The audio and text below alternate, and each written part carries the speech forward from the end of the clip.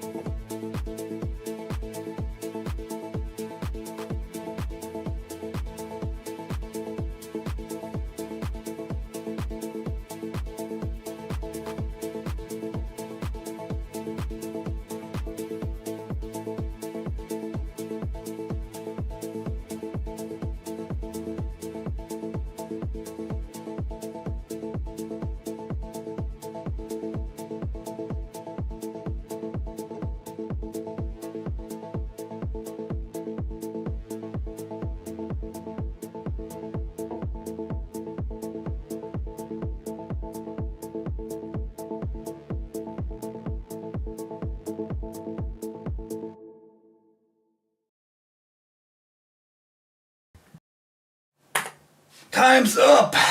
Audio. No, total webcam source. Fuck that. Why was that in? I mean, now it's gone. Creeped in some extra audio. Welcome, my name is Ike. This is TAGN, the Angry Game News. We talk here on this show, I don't know how often, it's always a little bit my motivation thing going on or off. We talk about video games mainly, sometimes about movie stuff, very rarely about like comics. But I try to stay on the video game stuff because that's what's important in life, right? And we got quite a lot of news because I haven't covered anything the last 7 days. So we got quite the row of articles here lined, and yeah, we might want to just get right into it. And we're gonna talk a little bit about the stock market, that it went down, in particular, supposedly, according to some game journalist, the stock markets of bigger gaming companies. But in reality, it was like doing something to do with global events in general, because even cryptocurrencies all plummet, all. Were not directly tied to the US dollar, but even the US dollar, because of the stock market, got devalued. Very simple. So we're going to take a little look-see on that too. And Jeffrey Epstein was maybe a gamer, huh? We're going to take a look in those articles too. Before we come to that, let's get going with regular gaming news. Oh yeah, ouch, my junk. Rumor GTA 6 might not launch physically at first to avoid leaks. The question on everybody's lips right now is whether Grand Theft Auto 6 really will launch on 19th November 2026, or it will be delayed again. Here's another question though. How will it launch? One would presume for a game of this magnitude, a simultaneously physical and digital release would be appropriate. However, a new report suggests retailers might not receive disc copies of the game, at least initially. Polish website ppe.pl cites a trusted, in quotation mark here, source named Krasdari, who apparently correctly revealed various things in the past, such as Microsoft Flight Simulator 2024's PS5 port. So they got one hit with a like a report, revelation, right? Little insider information. They got it right, and now they are credible sources, I guess.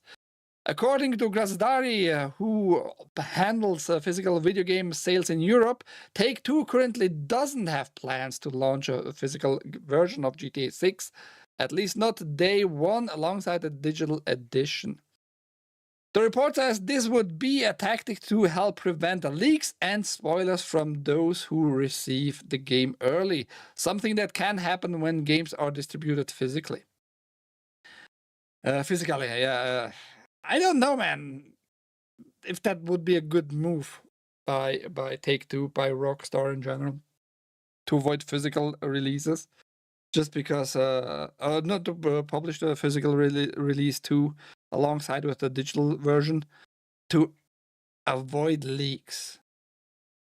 I worked back in the days in sales in a shop, and we didn't got like the games like weeks or months even, and lo and behold, of course, not like a half year and more beforehand. Usually we got maybe a week before the game was really put on the shelves, maximum usually. So there's a little bit weirdness going on there about the leaks. And I just realized I reported back a few months in November, something like that GTA was again delayed, by the way. And I had it in mind it was still on the March release month. But yes, it's going to be in November. Keep that in mind. So Marathon might have a good chance to sell some copies. But this month we have, by the way, a Resident Evil 9. Oi, El Mascarado. Final Fantasy VII Remake Part 3 still uses Unreal Engine 4 because it's more beneficial to have something we're already familiar with, director Naoki Hamaguchi says. Following what seems now to be Square Enix tradition to the upcoming Final Fantasy VII Remake Part 3 will not use the notoriously problematic Unreal Engine 5. At least now, game journalists admit that Unreal Engine 5 can be very problematic. Usually they are all up for like hyping Epic and their Unreal Engine 5 like crazy, but now they see, oh, it is actually problematic if you don't adjust that engine. It's still it'll stick to Unreal Engine 4 like its previous remake installments, Remake, Integrate, and Rebirth. Game director Naoki Yamaguchi confirms as much in a new interview with GameSpot. We've been using Unreal Engine 4, but we've made a lot of modifications to fit our needs, he explains. While in 2024, Hamaguchi said it was possible that Square Enix devs would consider switching to the more modern Unreal Engine 5 for Part 3. He still seemed trepidatious about it. I think what our users want most right now is to deliver the final game in the series in a good form as soon as possible, he said at the time. We'll think about it objectively and decide whether changing the environment will accelerate that or whether it's best to make it all at once as it is. I never played Part 2 so far. Part 1 I played on release on the PS4. And it looked good. Of course, a normal PS4 had not like the performance even to drive like 60 FPS on the PS4, this Unreal Engine 4 game. But it like visually it looks perfectly fine. With the PS4 Pro, I think it was the first one 60 FPS patch released for the game. And in these days on PCs with like a mediocre machine, pretty much, you can drive it to full resolution and 60 FPS very easily. And it looks fine. It looks absolutely fine. And it doesn't need to be always the newest engine to make a game like playable and good looking at the same time. Just not the case. How big is that? Just bought some rum stock. Are they available in Australia? Okay, good for you. Rum stock. How much did you got and for how much? There are still, I guess, like $5, maybe more, maybe less. Let me check. Actually, Rumble stock price. Rumble stock price. Yahoo Finances. You're showing me some different Rumble. Just rum. Let's see. Yeah, you should have gotten the stocks maybe a few days ago, but they have not risen really. They are keeping it constant, more or less, between $5 and $6. So good for them, I guess. Being stable is always actually a good thing. Always a good choice. Pokemon can benefit from Unreal Engine. Pokemon? I mean, yeah, I guess every Pokemon can benefit from Unreal Engine. I remember like the Unreal Engine 3.5 was like the biggest thing ever, with this dude breaking in and smoking and beating one of those police officers. Fuck the police, as usual. But yes, there you have it. Square Enix is going to stick with the Unreal Engine 4. And I think it's a good choice. That makes it also possible to run easier and better on the Switch too in the future. Just pointing that out. Because Unreal Engine 5, if you don't modify it and adjust it very well to your needs, it's going to be a mess overall. Has been shown time and time over and over again and again. I thought, I thought he meant rum. Ouch, my junk. You're a retard. But yes. He didn't mean that. Side note, which is, I think, a good thing we're going to see here with this game. Looks very interesting to me. Cyberpunk roguelike action game Replayed the Death Spiral announced for PC. Publisher Spiral Up Games and Lulan, the Cursed Sand developer Chili Room have announced Cyberpunk roguelike action game Replayed the Death Spiral for PC. Steam release date was not announced. And I think from time to time it's okay if we show trailers here on this news show. Especially when you are one of those guys who look for something more new, a little bit more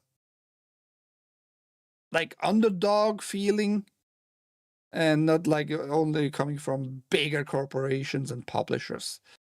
And this might be the thing for us. Hopefully the game doesn't cost like $50 in a bar. It gave me instant vibes of The Ascent, also a cyberpunk game with an isometric view. But this one is more roguelite, meaning you die a lot and your points you can invest to get stronger and all that. I like it visually.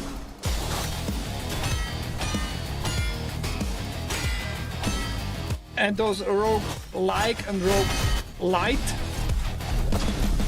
have usually the abilities and the attributes of Souls-like games, meaning parrying, dodging and all that, to inflict more damage and such.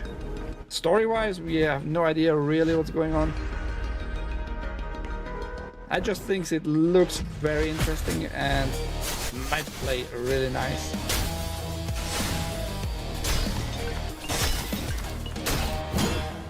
Might that be a game for you?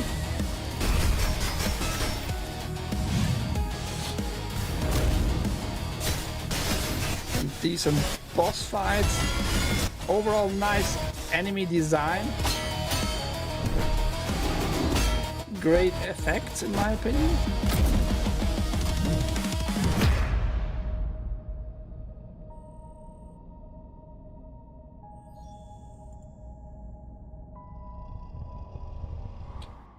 So if you're up for a game that you're gonna die a lot and learn, which with each death, that might be a game for you. Replayed the Death Spiral. Looks good in my opinion. Oh, dear Sarge.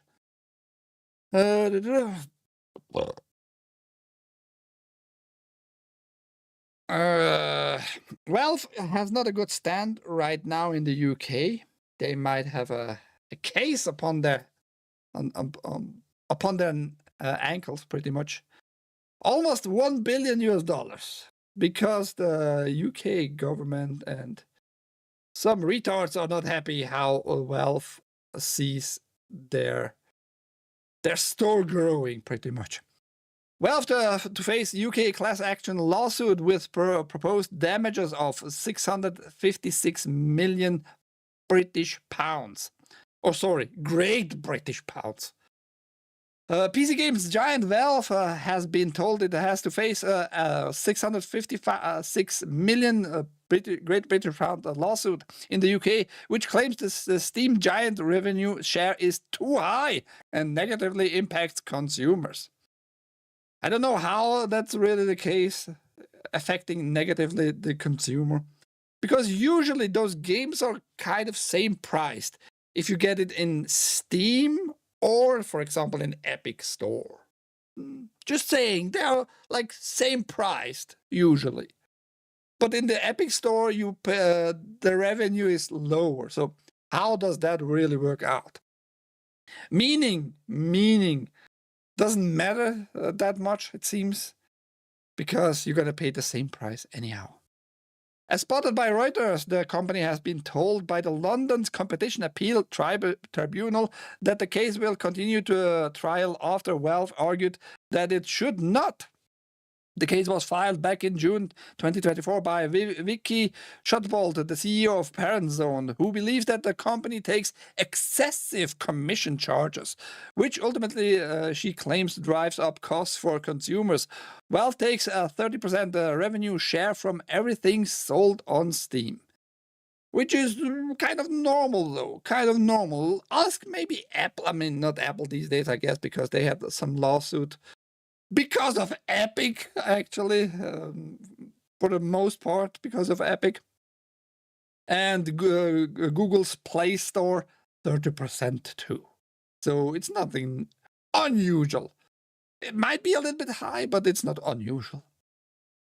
Lawyers for Shotbolt also claim that should consumers want to purchase add-on content for a game, they have to do so through Steam, something they describe as locking in users from to the platform.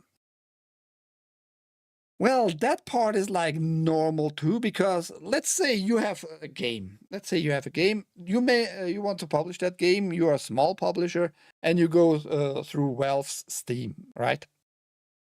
And you're gonna sign on a contract for publishing it on that platform, and you sign off the rights, like of the revenue, like 30% goes to Valve. Anyhow, no matter what you really charge yourself, 30% is just owned then by Steam, and they provide you with all kinds of tools, though, meaning they store the game files on their servers.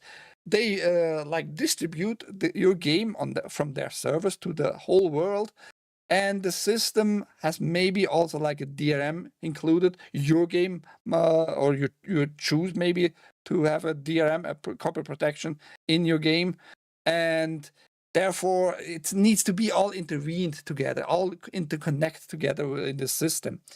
And Valve doesn't want to like attune to every publisher, every piece of software, because they released last year, by the way, over 20,000 software pieces, and they can't go like with every publisher of the games and attune to their demands if they are like small publishers in the first place and such like.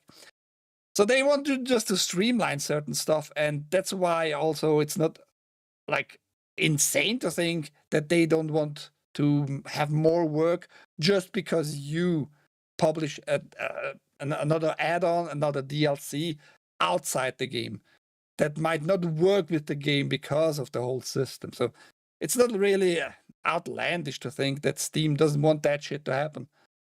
If you want your add-on to publish, just do it over the same channels. Steam doesn't prohibit you to publish the same game on a different platform, by the way. So just do it outside, and yeah, some games work with each systems together. Some games do that. Like if you publish it on Epic Store, you might be able to download content from Steam. There are some games out there. Oi, Mrs. Sarge, oi, Supersonic. You're wrong. UK is collapsing. Yeah, the whole world is collapsing.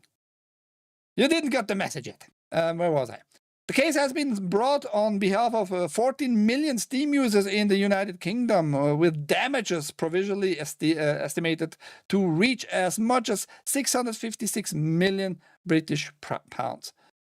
Per Shotbolt's initial filing to start collective proceedings, this would work out between 8 and 23 British pounds for consumers purchasing games, between 14 and 29 British pounds on add-on content, coming to 22 to 44 in total. Valve is rigging the market and taking advantage of UK gamers, Shotbolt said when the lawsuit was initially filed. The fact that you phrase it like this at the end with UK gamers, but it's the same share globally taken as a revenue by Valve and Steam, tells me like you didn't really thought that completely through. You would have maybe more success if you phrase it differently. UK gamers and global players. You know, just saying.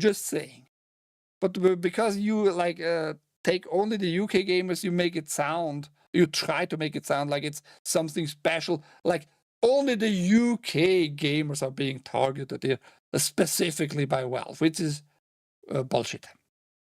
Shotbolt has secured over 18.6 million British pounds to support the lawsuit, though Valve still queried her fund. Is Valve like a her? Okay. Funding arrangements as part of its attempt to stop the case from going to trial. And the article goes on to tell us about the past and Valve and what they had to go through. So far, Valve is sticking to the 30%. I mean, for consumers, it might become better. I assume it will not, because again, Epic Store has usually the same prices for the same games. Keep that in mind. Despite having lower revenue. So what really changes there for consumers? So far, nothing.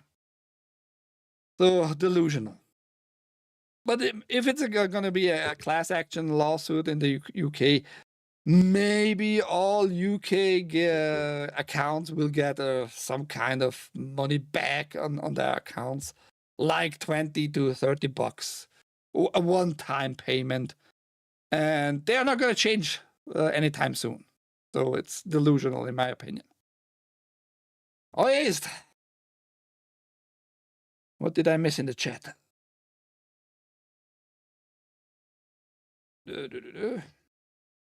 Just highs and hellos to each other. Good. Because we have another articles. I'm not like on Sarge level with the tabs because I use those tabs. I'm not just having them open and just keeping them open. As soon as I'm done with the show, I'm going to close all of them. But I have kind of a lot of tabs today too. Ubisoft worker unions confirm call for global strike as publisher proposed 200 voluntary redundancies in France. We talked about that part, the redundancy, like the free approach or the voluntary approach by some workers, and now the unions come into play. Sarge loves, by the way, unions. He would love to suck every union's workers' wieners. No, he absolutely hates. I don't know why, though. He never explained to me exactly why. But I get it. Unions are not very welcome in many parts of the world, especially they should not be a thing in gaming development in general.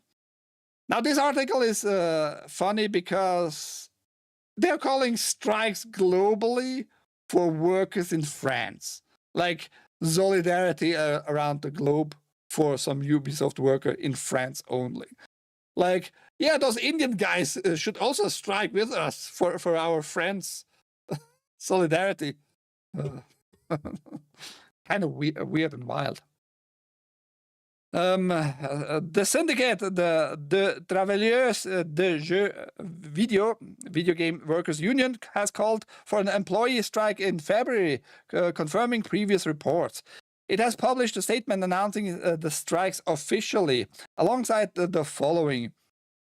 As we now learn of management's decisions through the press, Mr. Guillemot, the CEO, Yves Guillemot, slips within a long placatory email on the group's reorganization that he intends to turn back on the remote work. Where mere months after agreeing, shit, what is wrong with?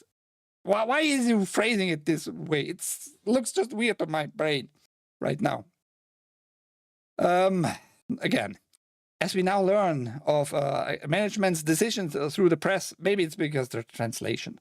Mr. Guillemot slips within a long placatory email on the group's reorganization that he intends to turn back on remote work mere months after agreements on the topic went in effect.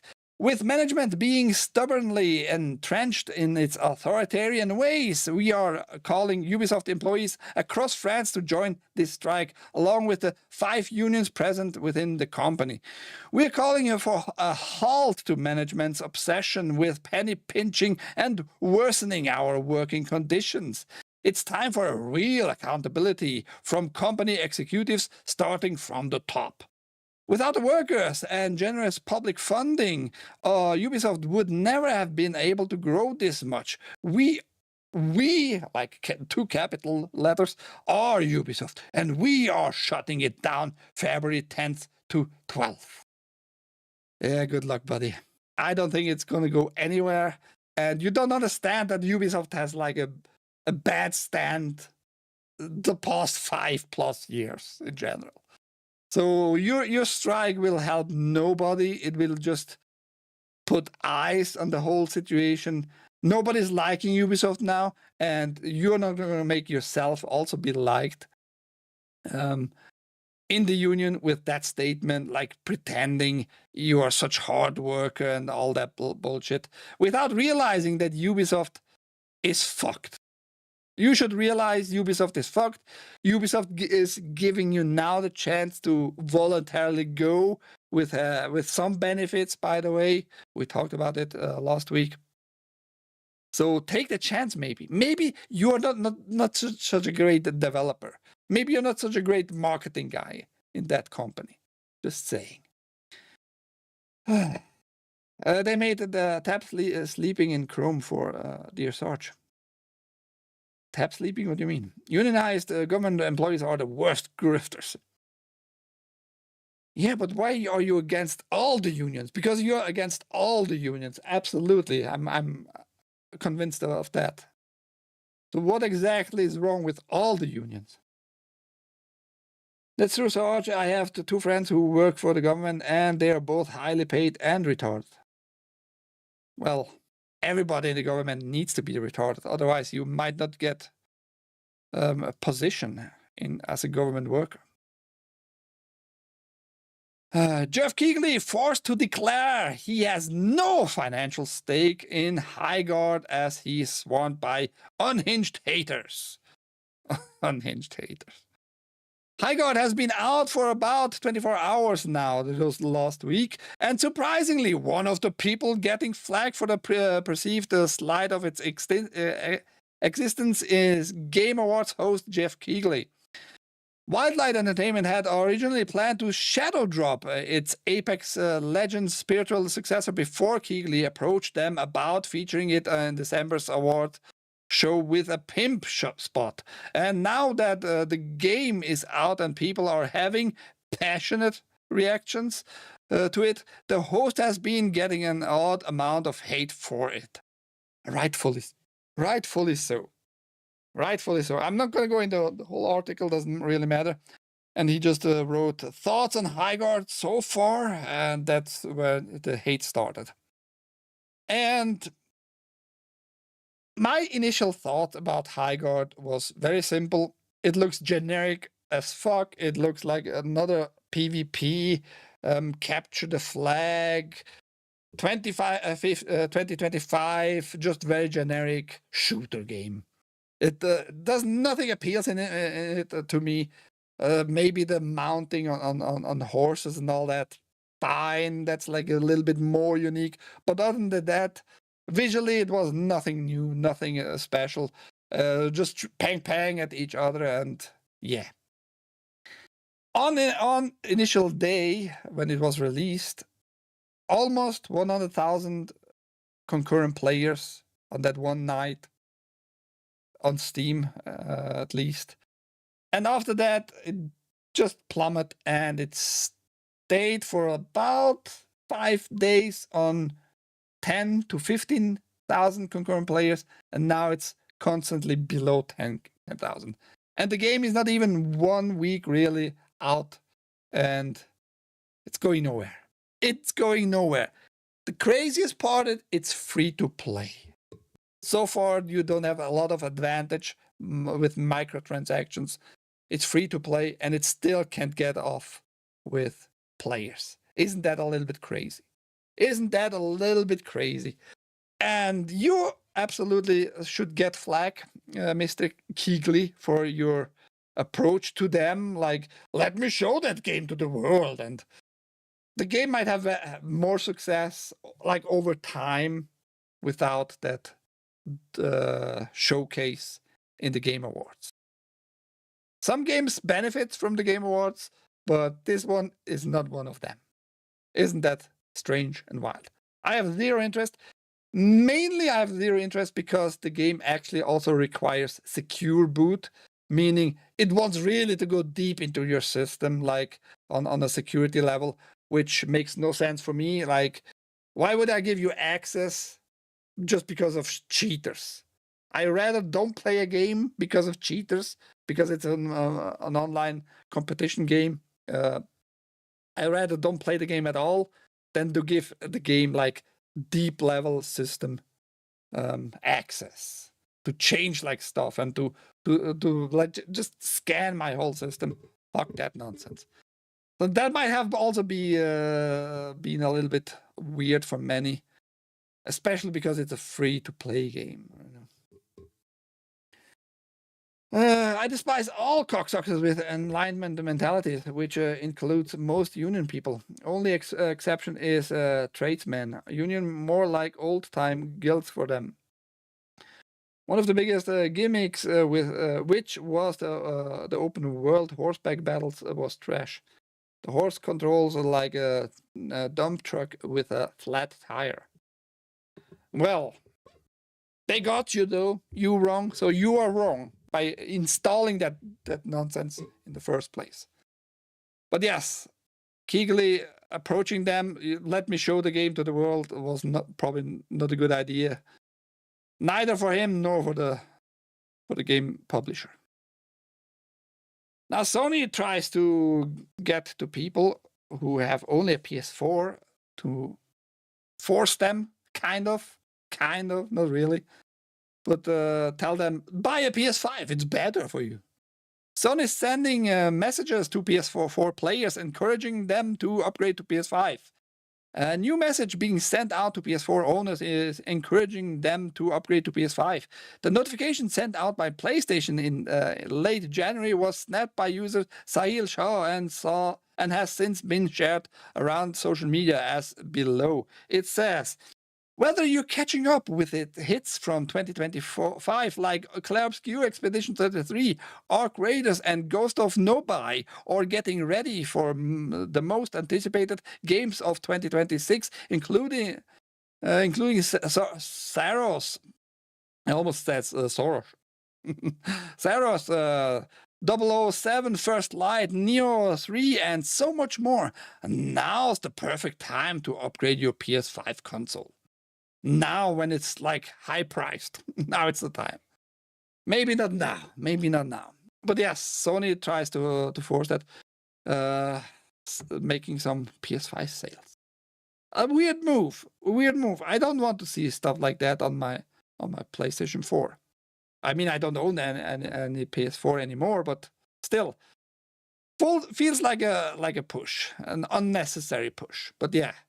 Sony has some thoughts about that, and not sure why they're coming with that message now. I have no idea what's behind that. I was rooting for High God. I like the Masters of the Universe kind of vibe. It had zero Masters of the Universe vibe. You were bamboozled because you are a simp for stuff like that here, I guess. And the horseback combat could have been so great. Yeah, but I was absolutely sure like that would go nowhere. It was not like something, this horseback combat, because it's gonna be a PvP with a shooter. You don't do shooter games on horsebacks all the time. Maybe in a very specific mode on vehicles, but overall shooters never really work on mounts that well. Learn from your past experience in the gaming world. Now, this is a kind of an interesting good news, but you're not going to get one of those, unfortunately. As PlayStation handheld rumors continue, Modder has built a handheld PS4 that can run for up to 3 hours. A hardware modder has created their own handheld PlayStation 4, which they say is stable, fully functional, and safe for use. Reddit user We Will Make It Now shared images of the portable PS4 project, which they said consisted of months of work, testing, and redesign. According to the modder, the handheld contains the motherboard of a PS4 Slim, which they cut and modified to make it as small as possible, while still retaining all its functionality. The goal was not only size reduction, but also better power efficiency and thermal behavior by optimizing the layout and removing unused sections, they explained. The handheld features a 7-inch OLED display, roughly the same size as the Switch OLED screen, and supports up to 1080p resolution. It also includes an HDMI output, which lets players connect it to the TV like a standard PS4. And we have here a little clip. Do we have music? No? Well, that's fine. Can I make it bigger? Giggity. That's what she said. Now we got music. Just so you see it in action. And it looks like nothing outstanding, but it's a fully fledged PS4 at the end of the day. 7-inch display. Seems to work perfectly fine. It's kind of thick though. It's 1.5, maybe 2 inches thick. If you go like here, we can see the HDMI is up here. Those are the bumpers and the regular back buttons, triggers. I assume it's 1.5, maximum 2 inches. Pretty thick overall, but it has like a do-it-yourself cooling solution at the back. 3 hours battery life. A good project. I love those projects. That's why I picked this news article. I love those projects, and you're not gonna get one of those though anytime soon. It was just a proof of concept for themselves. They, them, I don't know. Female or male. I just wanted to point out that somebody has had time and the knowledge and the skill to do that. And it would be possible. Now my question toward Sony would be, why don't you make a PS4 portable these days? You could make like a new chip with AMD's knowledge and all that, right? 4-5 nanometer chip let there. Less heat, same performance, you know. Battery life you can then increase from this one, what is 3 hours, to possible 5, 6, maybe 7 hours, depending on what chip you use. With smaller chips means less power usage and less heat production overall. So it would have been possible to do something like that all the time, and you might have sold a few copies. Just saying, a few handhelds.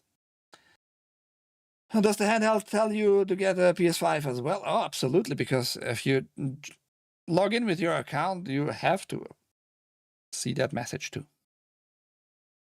If you want to see like the whole article, as usual, all the articles are linked down below in the video description. That's neat, but it's not a Nintendo. True, but Nintendo is gay. We come to that. Don't you worry, El Mascarati. We show the world how gay you and Nintendo really are. A little bit late in the game, but yes, they joined the Rainbow Flag Mafia.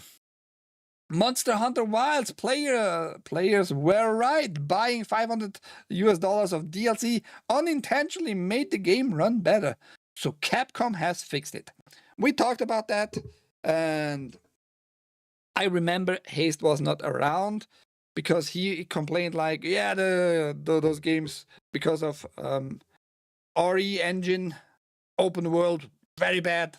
Not entirely true. And we talked about like this user that found out when you have all the DLC, for some reason the game runs perfectly fine, high frame rate and all that, you know.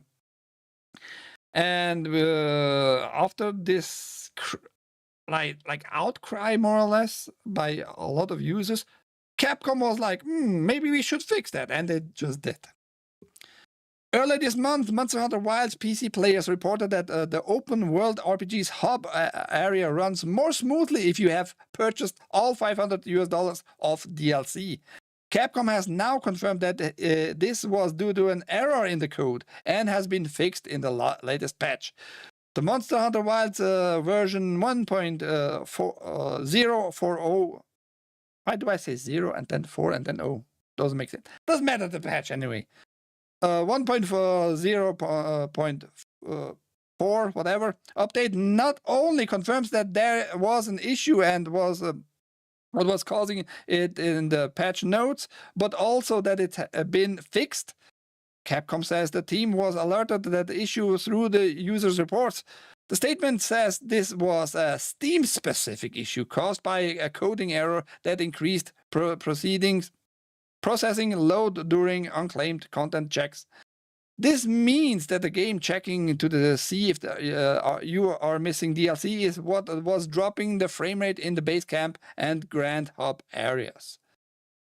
Our internal testing confirmed that the CPU load could increase around the support desk at the base camp or the Grand Hub, the patch note reads. This is due to claimed content status check processes to notify the player if there is unclaimed content in the support desk. This is an unintended bug and will be resolved with this update. The update has also improved the performance across the board, and Capcom has promised that a further stability and performance patch will drop on February 18th. Things are finally looking up for the open world realistic cooking simulator. Is that still a thing, the cooking? I guess, yeah, you can make meals and all that. And by the way, they had also just an announcement to do, like Monster Hunter Wilds sold 11 million times. How long is it now out? Roughly 18 months, something like that. And already sold 11 million copies. This game is very, very successful. And makes Capcom a lot of monies. But now finally they realized that the game was buggy. Stupid bug. It's a really, really stupid bug that in specific areas the game just checked all the time. Is there a new DLC? Is there a new DLC? Can you get it? Can you get it? And just drops the frame rate for that matter. A very, very stupid bug. But now finally that is fixed. And people can enjoy 100 frames and upwards. Looks cool. Yes, entirely true. Capcom. No, Capcom is winning. Capcom is winning all the time. RE engine is not ideal for open world games. It is not ideal, I agree, but and NPCs drastically need too much CPU performance. You're never gonna have an ideal anything for everything. So don't expect that. At least they realize after a few reports now, one user found that out and it spread like a wildfire, and everybody is now benefiting from that information by one user. So never think like you have no impact on the world of gaming. When you find something, just keep on bitching about it, and maybe it's going to be fixed. Who knows? And now that's sad news for Amazon workers. Not for Amazon, though. They are doing great financially. Amazon lays off 16,000 people. Amazon has announced another round of job cuts with around 16,000 people impacted across the business. Whether or not any cuts are coming at Amazon Games is unknown, but the division was recently rocked by layoffs and pullbacks from its MMO teams. Amazon executive Beth Galetti announced the news in a memo to staff today, January 28th. Galetti said the announcement for these layoffs today came after Amazon started a new effort focused on removing bureaucracy at the company following an earlier round of thousands of cuts in October 2025. While many teams finalized their organizational changes in October, other teams did not complete that work until now, Galetti said. Amazon had more than 1.5 million employees last year, with more than 350,000 people working at Amazon Corporate. Most Amazon staff in the US impacted by the newest round of cuts will be given 90 days to seek a different role internally at Amazon. People who do not find a new job at Amazon or choose to go elsewhere will receive severance pay, outplacement support, and ongoing health insurance, which is a nice move, I guess, about the health insurance. So you're not just like in the wilds, I guess, when you're jobless for a while. Galetti pushed back against the idea that this new round of cuts is part of a new rhythm. When Amazon announced major layoffs every few months. That's not our plan, but just as we always have, every team will continue to evaluate the ownership, speed, and capacity to invent for customers and make adjustments as appropriate, she said. Additionally, Amazon will continue to hire for new roles amid the layoffs, Galetti said. We are still in the early stages of building every one of our businesses, and there's a significant opportunity ahead, she explained. Amazon will publish its next earnings report on February 5th. For the previous quarter, Amazon made a profit of $21.2 billion US dollars, which was up substantially from $15.3 billion US dollars during the same period last year. So I don't know why they need to lay off so many people, because it's going very well for them. And I'm contributing. I'm paying them all the good monies to send, hopefully soon enough, another BBC to Assange. We're going to see about that. We need a new candle for him. But that depends on what is available on Amazon.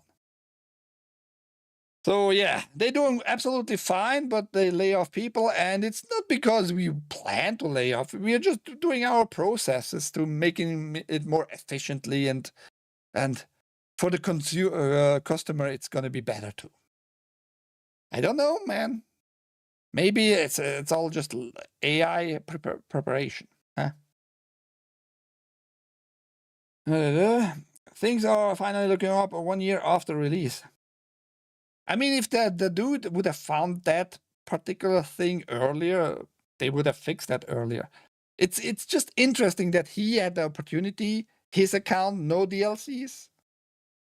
His friend accounts, he logged in with all the DLCs, and his friend's account with all the DLCs did not check for new DLCs. Worked better. So it's just weird how stuff plays out. Hi, Cocteau, by the way. Since their warehouses are mostly automated robotics. Yeah, sometimes they can be stupid too, those robots. I showed Sarge, for example, a video 2 weeks ago, that two of those robots were going along each other. They try to avoid each other, but because they are on the same AI, on the same intelligence level, they turned at the same time in the same direction and faced each other a few feet away again. And they did that probably for hours. But that's going to be better in the future, because AI is going to fix everything. Don't you worry. Mass Effect Andromeda on Frostbite's engine was dog shit. Never played that. I bought the game not for many dollars, maybe $10. I think I got it for $10. Still haven't played that. And I'm kind of don't want to.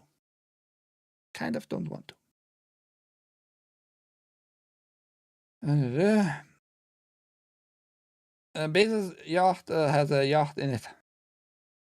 That's a meme. I don't think that's true. A design that would make anyone's heart throb. How Capcom turned Resident Evil Requiem's Leon S. Kennedy into a hot uncle.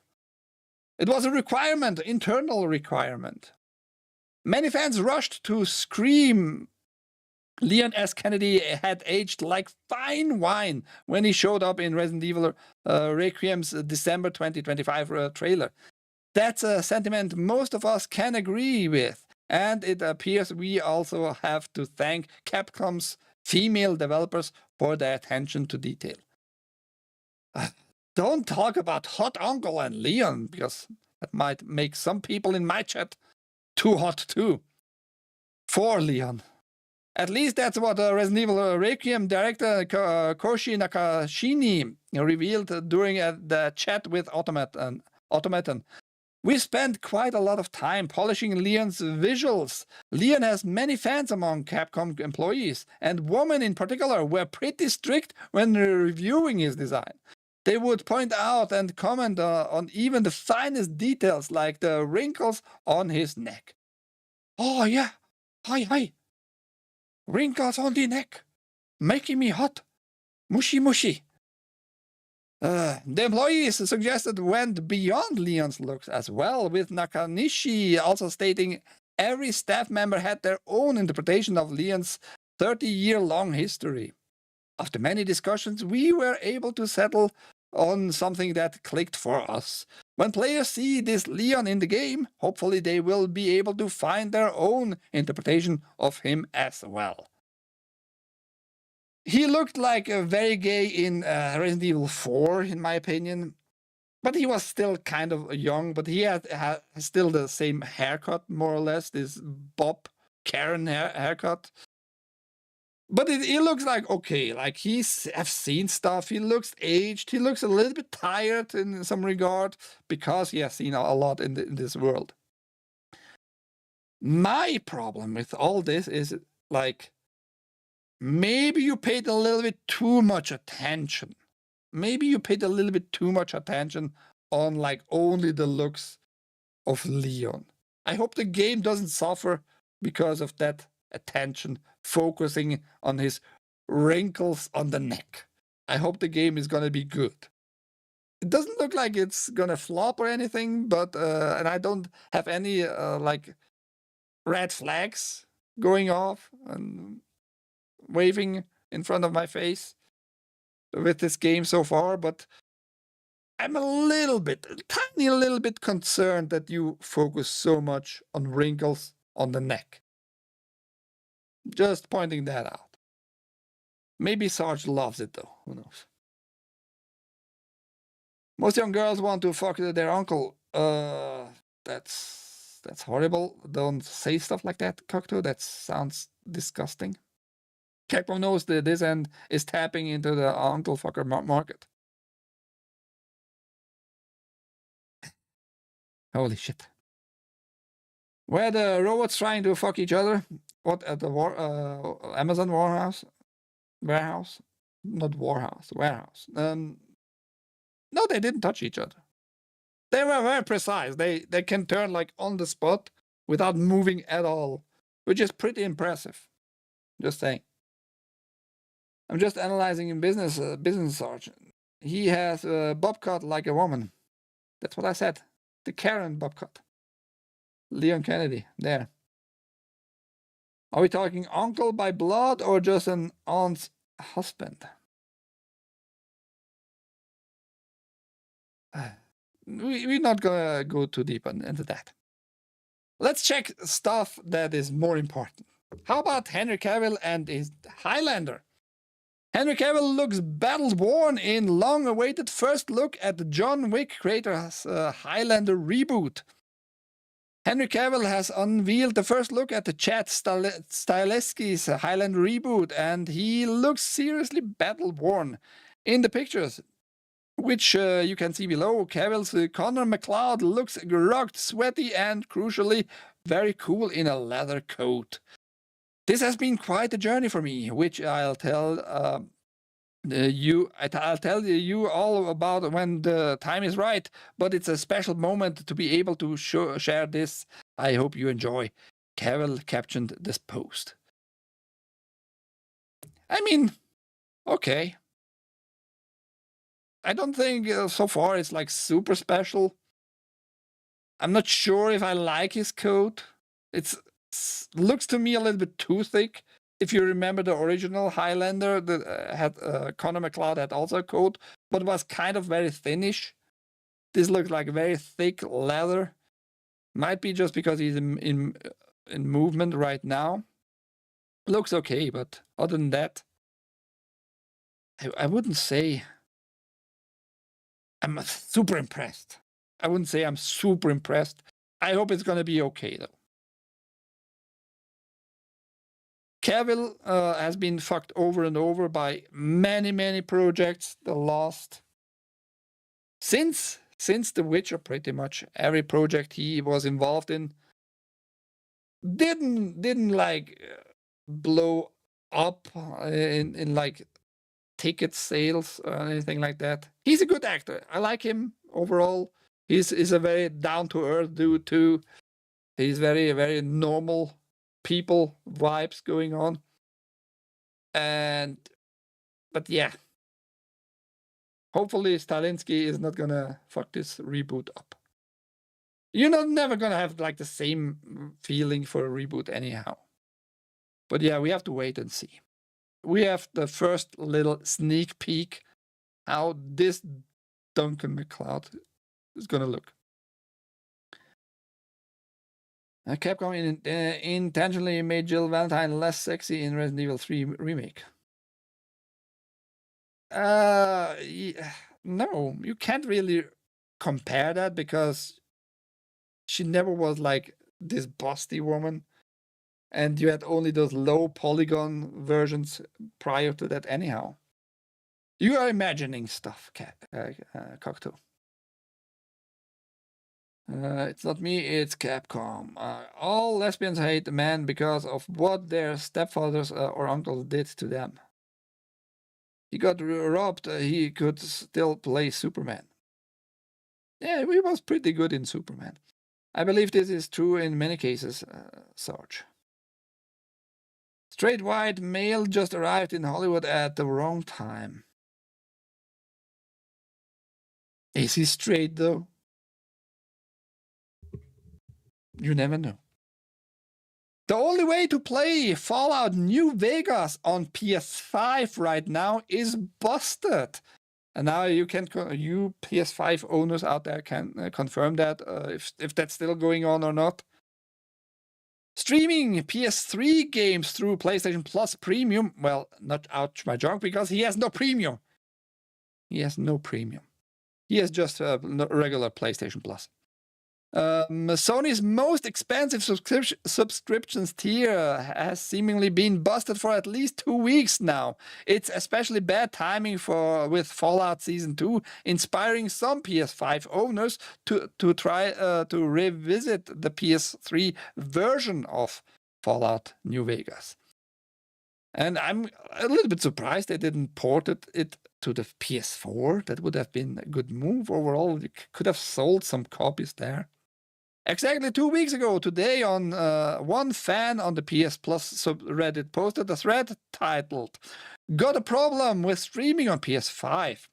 As they explained, they were unable to boot up to 2012's epic Mickey 2, The Power of Two, through PlayStation Plus Premium's cloud gaming service.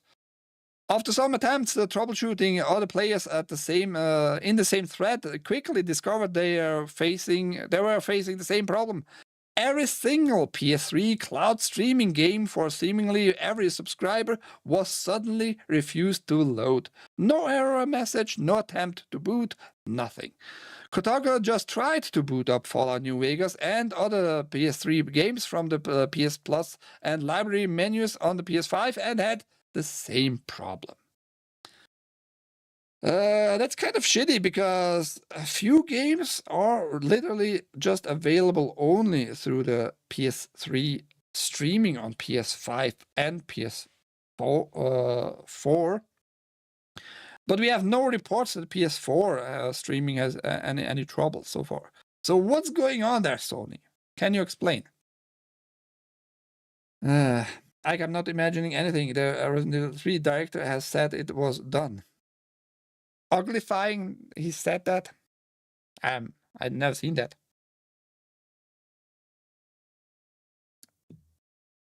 But you're still imagining stuff. Because again, the visuals we got prior to that were all low polygon in the first place. So we had like more fantasy to play with and imagine them maybe being more busty, being a little bit more prettier in the face. I had not really any troubles with Jill Valentine in Resident Evil 3 Remake, because for me the gameplay was pretty neat, and I didn't focus on her small titties. That's all I can say. Because for the most part you see her from behind anyhow. She could have had more ass. That would have been maybe better for sure. I absolutely could agree on that. If that's the beauty standard, big ass. Speaking of Sony is buying up more anime companies. The great anime consolidation continues as Sony acquires yet another giant. Sony's foothold in anime deepens as animation production company Egg Firm announced that it is now a wholly owned subsidiary of Aniplex, owned by Sony and Music Entertainment Japan. Egg Firm joins anime studios A1 Pictures, Solo Leveling, and Cloverworks Fairy Tail as subsidiaries of Aniplex. Sony also owns Crunchyroll, which distributes major releases from Aniplex of America, such as Chainsaw Man Movie, Res Arc, and Demon Slayer's Infinity Castle, besides being the major anime streaming platform in the West. Sony has too much power. Sony is becoming more and more powerful. And because it's Sony always had this approach, not like a Nintendo suing everybody because they just said Nintendo, for example. I mean, there was never an example of that, but Nintendo is very, very bitchy about their IPs and their franchise and their name. But Sony also pretends very often like, oh, we are losing so much money because somebody downloaded one audio track, and that was a loss. Absolutely. We can count it as a loss. There's no way that this customer would not have bought that track otherwise. And that's what they tell us next here. Anime piracy has ballooned to a 30 billion cost in 2025, the highest figure ever. A new online survey has confirmed, that's not confirmation, that's bullshit. That's just assumptions, numbers in general. Has confirmed that anime piracy has reached historical highs, tripling in just 3 years. The survey conducted by Japan's Ministry of Economy, Trade and Industry targeted respondents from 6 countries, including Japan, America, and Brazil. The results were damning. Damages from piracy across film, TV, and publishing alone cost an estimated $31 billion alone, with video games and music piracy also proving financially damaging.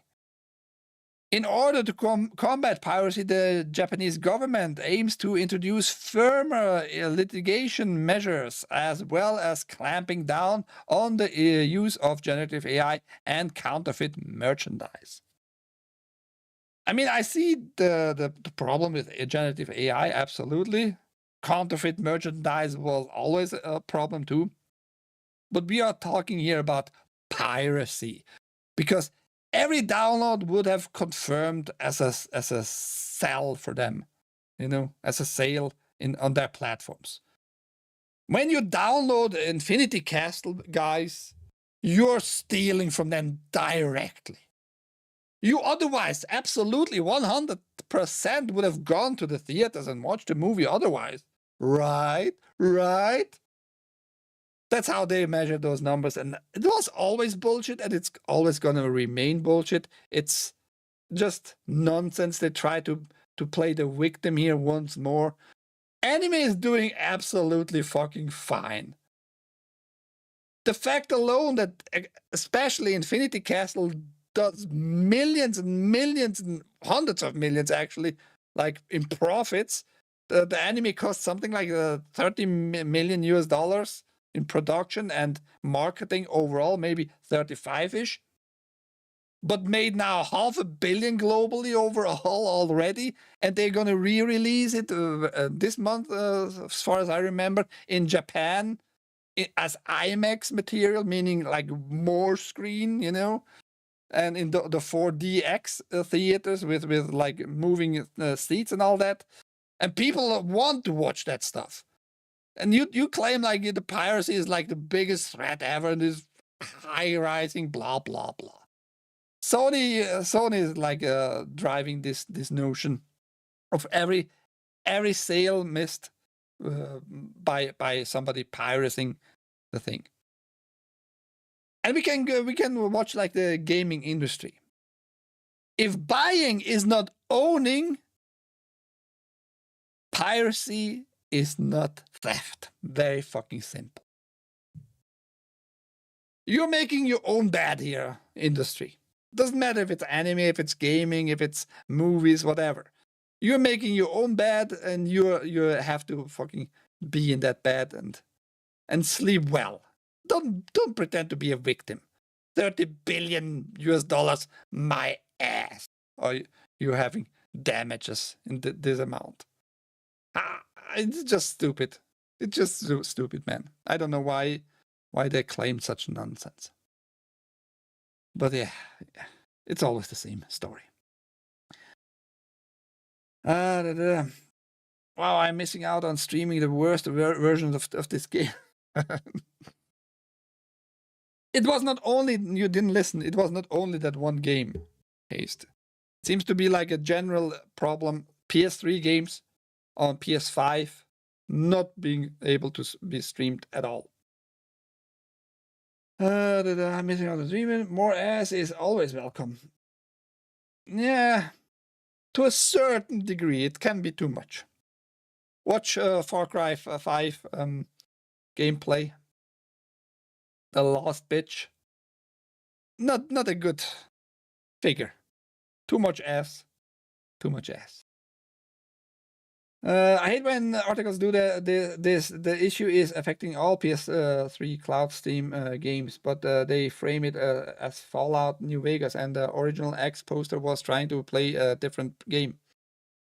Yeah, that's why I read more of it, to show that it's a general problem, not only Fallout. I don't know why they picked especially Fallout.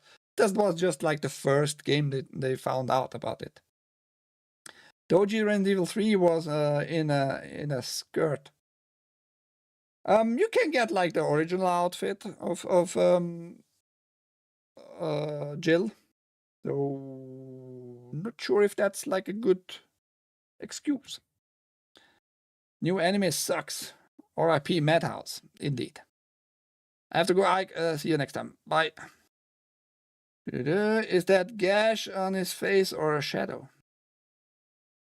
What? No, Godzilla. I'm not sure what you're talking about. Ouch. Studio that developed the infamous Mighty Number 9 has shut down for good. This game was not received very well in the first place, but yeah, now the whole studio has to shut down. It was going nowhere. It was going absolutely nowhere. Concept, the studio behind Mighty Number 9, which is just kind of a spiritual successor to Mega Man, if that rings any bells, has shut down for good. This dissolution was announced via Campo, the Japanese business newspaper of record, earlier today. The company, which was founded in 2010 by Mega Man lead Keiji Inafune, was eventually merged into Level 5 Concept in 2017. Years later, in 2024, Level 5 Concept was taken over entirely by Level 5, following Inafune's departure from the company, becoming part of Level 5's Osaka office. The final destruction of the concept brand today marks a true death for the ill-fated studio. Yeah, it was successful Kickstarter campaign though, very successful overall. It had its problems though, and the article tells us about that too. One milestone after they reached like the minimum for the Kickstarter campaign, one milestone was a physical release for the 3DS, and that never happened. That never happened, and some fans were rightfully pissed off because of that. Just saying. And now this studio is closed. R.I.P. Mighty number 9. 9. 19 number 9 is gone. Cyborg number 9 is also an older anime. Has no relation with this one though. Zero connection. It is very old. It was, I think, the original late 70s and early 80s. So don't expect too high frame rates for those old animes. Now, this is a news for people with nostalgia. That's why I picked it out. The Disney Afternoon Collection coming to Switch 2, Switch on February 26. Atari will release the Disney Afternoon Collection for Switch 2 and Switch on February 26, the publisher announced. The collection will include 2 additional games, Goof Troop and Bonkers, which Atari confirmed to Gematsu will be exclusive to the Nintendo release. Oh, El Mascarada is just jerking off right now. The Nintendo fag is being so happy right now. If he buys the game, that is. But yes, I wonder why Nintendo got a better deal, just having more content for the same game. If you're, I would say, if you're above 35 years old, you remember the Disney Afternoon stuff. Even here in Europe, we had it in the German-speaking region. The state channels in Germany had the Disney collaboration going on Saturdays afternoon. And yeah, DuckTales, and rarely watched Darkwing Duck, the wannabe Batman, and Baloo. No, not so much either, but the rescue team here and DuckTales, big thing. Big thing for me. But yes, now you can play those old games again on your new systems. Officially. How well they play, who the fuck knows? Who the heck knows? I have the Disney Afternoon Collection on Xbox. Good for you. You have all the games. You buy just everything. This guy has too much money. I would buy it too if I would be a Nintendo fag, I guess. Split Fiction movie starring Sydney Sweeney gets a key update. A Split Fiction movie is in development now with Sydney Sweeney attached to star in it. But how is the movie coming along, and will it ever actually get made? Director Joseph Fares told Movie Sign that even getting a script in the first place was notable because there's so much talk in Hollywood for projects that have a lot of buzz but never materialize. But the Split Fiction movie is indeed moving ahead with a new script from Deadpool writers Rhett Reese and Paul Wernick. Also in the interview, Fares said that he met with Sweeney and remarked that she seems super chill. Fares added that it's his belief that Sweeney is hyped to make the movie. The Split Fiction movie stars Sweeney and will be directed by John M. Chu. Wicked. Really? Wicked? I don't know. I have no idea. I just picked it out because Sydney Sweeney has great genes. Not really. She has almost no ass. I didn't like her lower body and those genes. The upper body, though, I'm all for that. But yes, long ago, when I saw like more and more of those adaptations of video games coming to Hollywood, I said, like, it looks like Hollywood is drifting away from this superhero genre. It's not really a genre, but it's moving away from the superhero stuff and getting more and more into the video game adaptation. And now we have even more and more, and this is another example just showing you right away that we probably are entering or are already in this new era of video game adaptation for the next 10 years probably.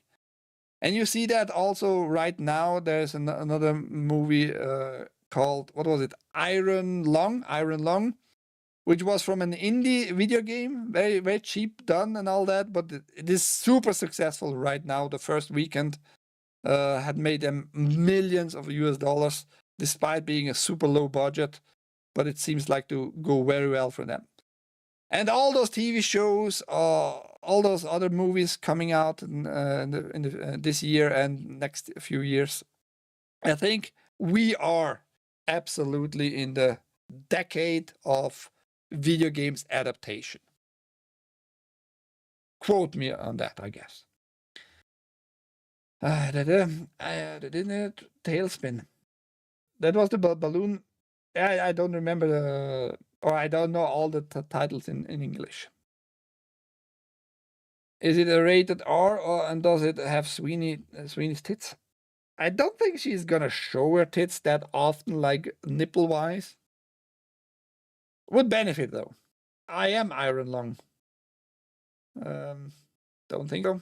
I can't wait for the Tetris movie. It will be a real blockbuster. I'm just thinking, should I ban Godzilla for 5 minutes for his stupid ass word plays?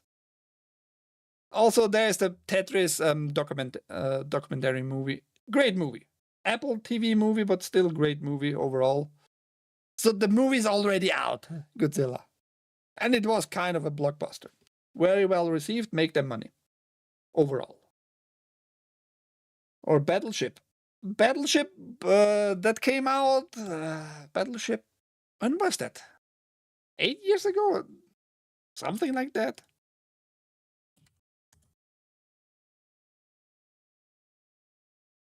With Tatum, I think it was, Battleship. When did that came out? Come on.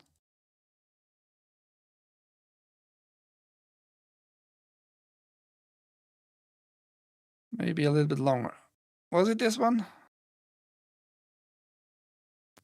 I'm pretty sure it was this one. A little bit longer than 8 years.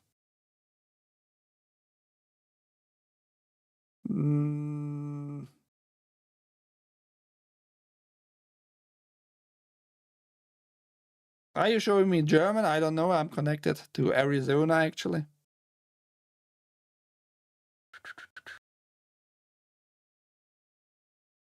I think this was the Hasbro movie. 2012. Battleship. Just saying. You might have forgotten. Those movies already have been made and not very successful, though. But yes. Are you looking forward to Sydney Sweeney's split fiction movie? Now let's make El Mascarada super duper happy. Tomodachi Life Living the Dream will include same-sex relationships and non-binary characters, fulfilling Nintendo's promise. A little bit late in the game here. As confirmed during a Nintendo Direct dedicated entirely to Tomodachi Life Living the Dream, Nintendo has revealed that players can change their character's sexual preference. Players can create their own Mii characters from scratch using an enhanced version of the Mii creator seen on the recent Nintendo consoles, featuring more facial parts than before. Wow. The Mii creator was always like amazing. Those 5 to 8 same faces. But now you have more faces, everybody. Where was I? Players can choose their Mii's gender from 3 options: male, female, or non-binary. This means players can essentially create characters who are heterosexual, gay, lesbian, bisexual, asexual, or pansexual, because you can select multiple options. You can go, for example, male and non-binary. You can go male and female. You can go female and non-binary. You can go only non-binary, or you can go with none, meaning you don't like any body parts in your face, or at your own body parts, other body parts. Isn't that like a novel idea? Isn't that like so progressive, everybody? When Tomodachi Life was released in Japan, a rumor spread that the launch version allowed same-sex relationships, but that it had later been patched out as a bug. This turned out not to be true. Same-sex relationships were never in the game, and players were changing their Mii's appearance to make it look like they were. Yeah. That is just so stupid. Like, isn't that a game which makes you maybe also like do something else that you don't do in your real life? But those people who want that stuff, they really want to be like gay in the first place, and they are probably in the same in the real life the same. Like, change their appearance to become a woman. Well, you are not a woman, but that's how they imagine doing a little bit of woman facing. That's how I imagine a woman has to be. Long hair, somehow titties. That's what makes a woman. But when it comes like to real womanhood, like those titties being real and not driven by hormones and not being just male titties, then it's like you're a sexist. You're a bad human being. We are all like different and blah. It makes all no sense. Had never made any sense. It's absolutely stupid. And Nintendo is joining now the party, like maybe a decade too late, and it's gonna backfire at them. I'm pretty sure, because even like hardcore Nintendo fans, Nintendo fags, are probably gonna like take a little distance to Nintendo from now on. I don't think this is gonna be like a good business decision for the next 10 years for them. Too late into this party. But there was a Tetris movie too. Split her again. No. The Battleship movie had Alexander Skarsgård. Yes. Non-binary. Nintendo options now. I mean, El Mascarado is happy. He's gonna buy every little add-on, DLC, whatever this game has to offer in the future. More genders. Identify as napalm, now burn. Because non-binary and lesbian are gay makes zero fucking sense.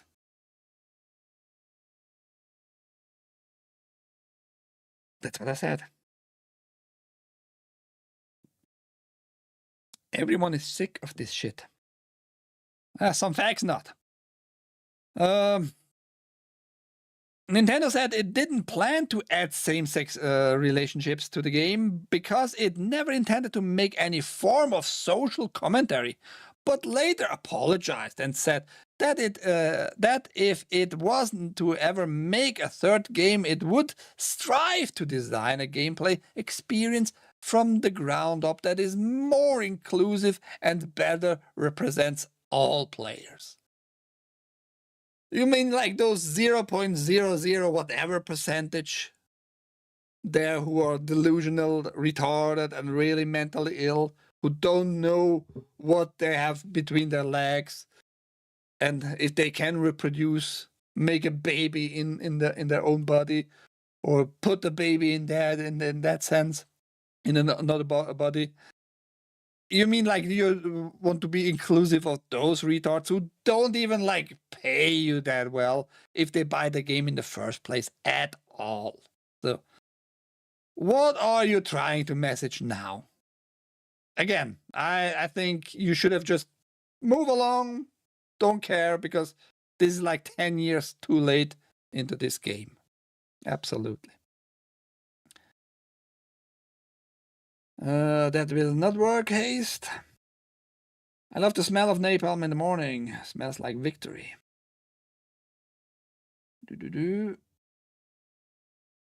Yeah. Where's El Mascarado? He's so silent. Isn't that weird? Isn't that weird? Good news. Let's move on to good news. These Final Fantasy games are really cheap and DRM free. I was told in my 24-hour stream this news, but I also, of course, had to read it myself later on. A smattering of classic Final Fantasy games are now available to buy and play via Good Old Games. It's the first time any games from Square Enix popular RPG franchise have been made available on GOG, and to celebrate, the newly added titles are currently on sales. So we got Final Fantasy III, the 3D remake, Final Fantasy IV, the 3D remake, for each $6.40. Good price. If you never played those, now is the chance to get them for very cheap. Final Fantasy VIII Remastered, which has just high resolution and all that, and a little bit refined gameplay in general already before GOG, for $8, and Final Fantasy IX. Another niner. Another niner. All right there.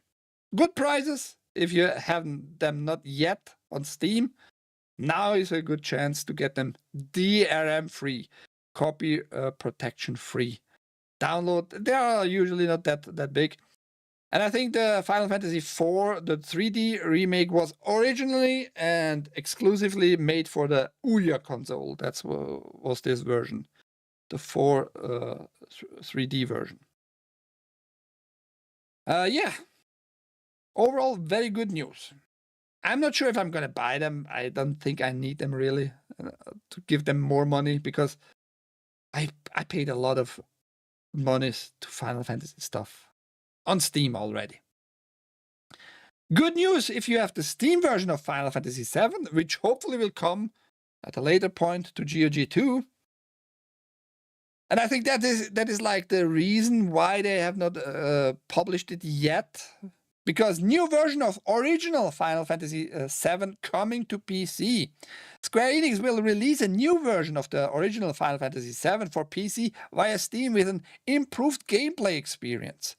Users who already own Final Fantasy VII for Steam will receive the new version for free, and the old version will remain accessible to existing owners under the name Final Fantasy VII 2013 edition. However, the 2013 edition will no longer be available to purchase after the new version's release. Save data will also not be compatible between the two versions. Further information about the improvements in the new version were not announced. Yeah, they didn't say anything on that X post. So I'm wondering, what improved experience will we get? I just can assume it's going to be higher resolution. Maybe they did some kind of remaster to it for free. Everybody who got the original version get it for free, and everybody who buys then the new version will get only the new version. So they are like giving us players something. That sounds to me all good. I'm going to be honest. Extra content in that sense for free for me that I already own the original one. I'm all for that. But again, what is going to be improved must be more than just some like controller improvements. Must be probably something like visually improvement too. Maybe like official widescreen of everything. Higher resolution backgrounds overall, the whole, like a remaster. That would be great. That would be fucking great. Not true analogs in Final Fantasy VIII. Maybe there's a mod. Final Fantasy IX is my favorite. I also reported this in chat too. Non-binary options, just for you, El Masquerade. Bouncy Tifa enhancements. I would not say no to that. Not even close to no. Dickbutt. What? A GG version is coming. Yeah, and I'm pretty sure this is the reason. Because they have something going on here with a new release. Improvements. Now the question is, will they release both versions of Final Fantasy VII, like the original 2013 and the new version on GOG 2? That's not clear because we have no information what is going to be improved. I'm just happy that they give us something for free if you already own the game. But you don't own it anyhow.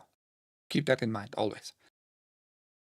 Metal Gear Solid series soars past 62.5 million copies sold following release of Metal Gear Delta Snake Eater.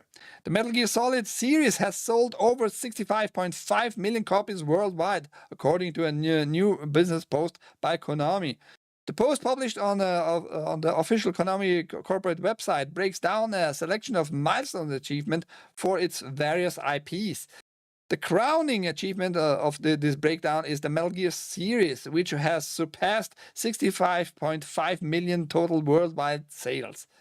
However, other big series from the Japanese games company have also taken center stage alongside the stealth action series. 65.5 million sounds like amazing a lot. I think it was kind of to be expected from such a long-running series, because the first Metal Gear, it was just called Metal Gear, was published on the MSX, not even Nintendo or Sega back in the days. MSX was kind of a weird console overall. Had good visuals, comparable to a little bit better than the Nintendo and the Master System from Sega. But yes, that was their original release platform, and it was 1984 Metal Gear. Let me check that, if we can find it out in as fast as possible. Oh, 1987. I thought it was older. But yes, that means almost 40 years series. It's not like a major brutal achievement in that sense. Like 40 years of a series, and we had a lot of games in Metal Gear universe, a lot of games so far. But I'm kind of happy for them, but I'm not going to give them any money anytime soon, because they hate me in Switzerland and demand like super high prices on Steam at least. These include the Pawavaru Borayaku series. Never heard of that, never played it. Which has passed as 26.3 million sales. Yu-Gi-Oh! Games at 32.5 million. Momotaro Densetsu at 19.9 million. And Silent Hill, which has made its past 14 million sales. Of these stats run up to the end of December 2025. Yeah, it's just like interesting numbers overall. And it was, for them, important enough to report. I think they wanted to be in headlines, and they managed to do that, because Metal Gear Delta Snake Eater actually not doing super well. It's doing okay, but it's not like they're making like millions of dollars, because people don't like it that much in that sense. Like, it's not running extremely perfectly fine on regular systems, on PCs at least, because it's all just slop engine of Unreal Engine 5. As usual. Weirdos. Use Grokipedia, bro. What the fuck is Grokipedia? What the fuck is Grokipedia? NVIDIA launches native GeForce Now app for Linux in growing support for the operating system.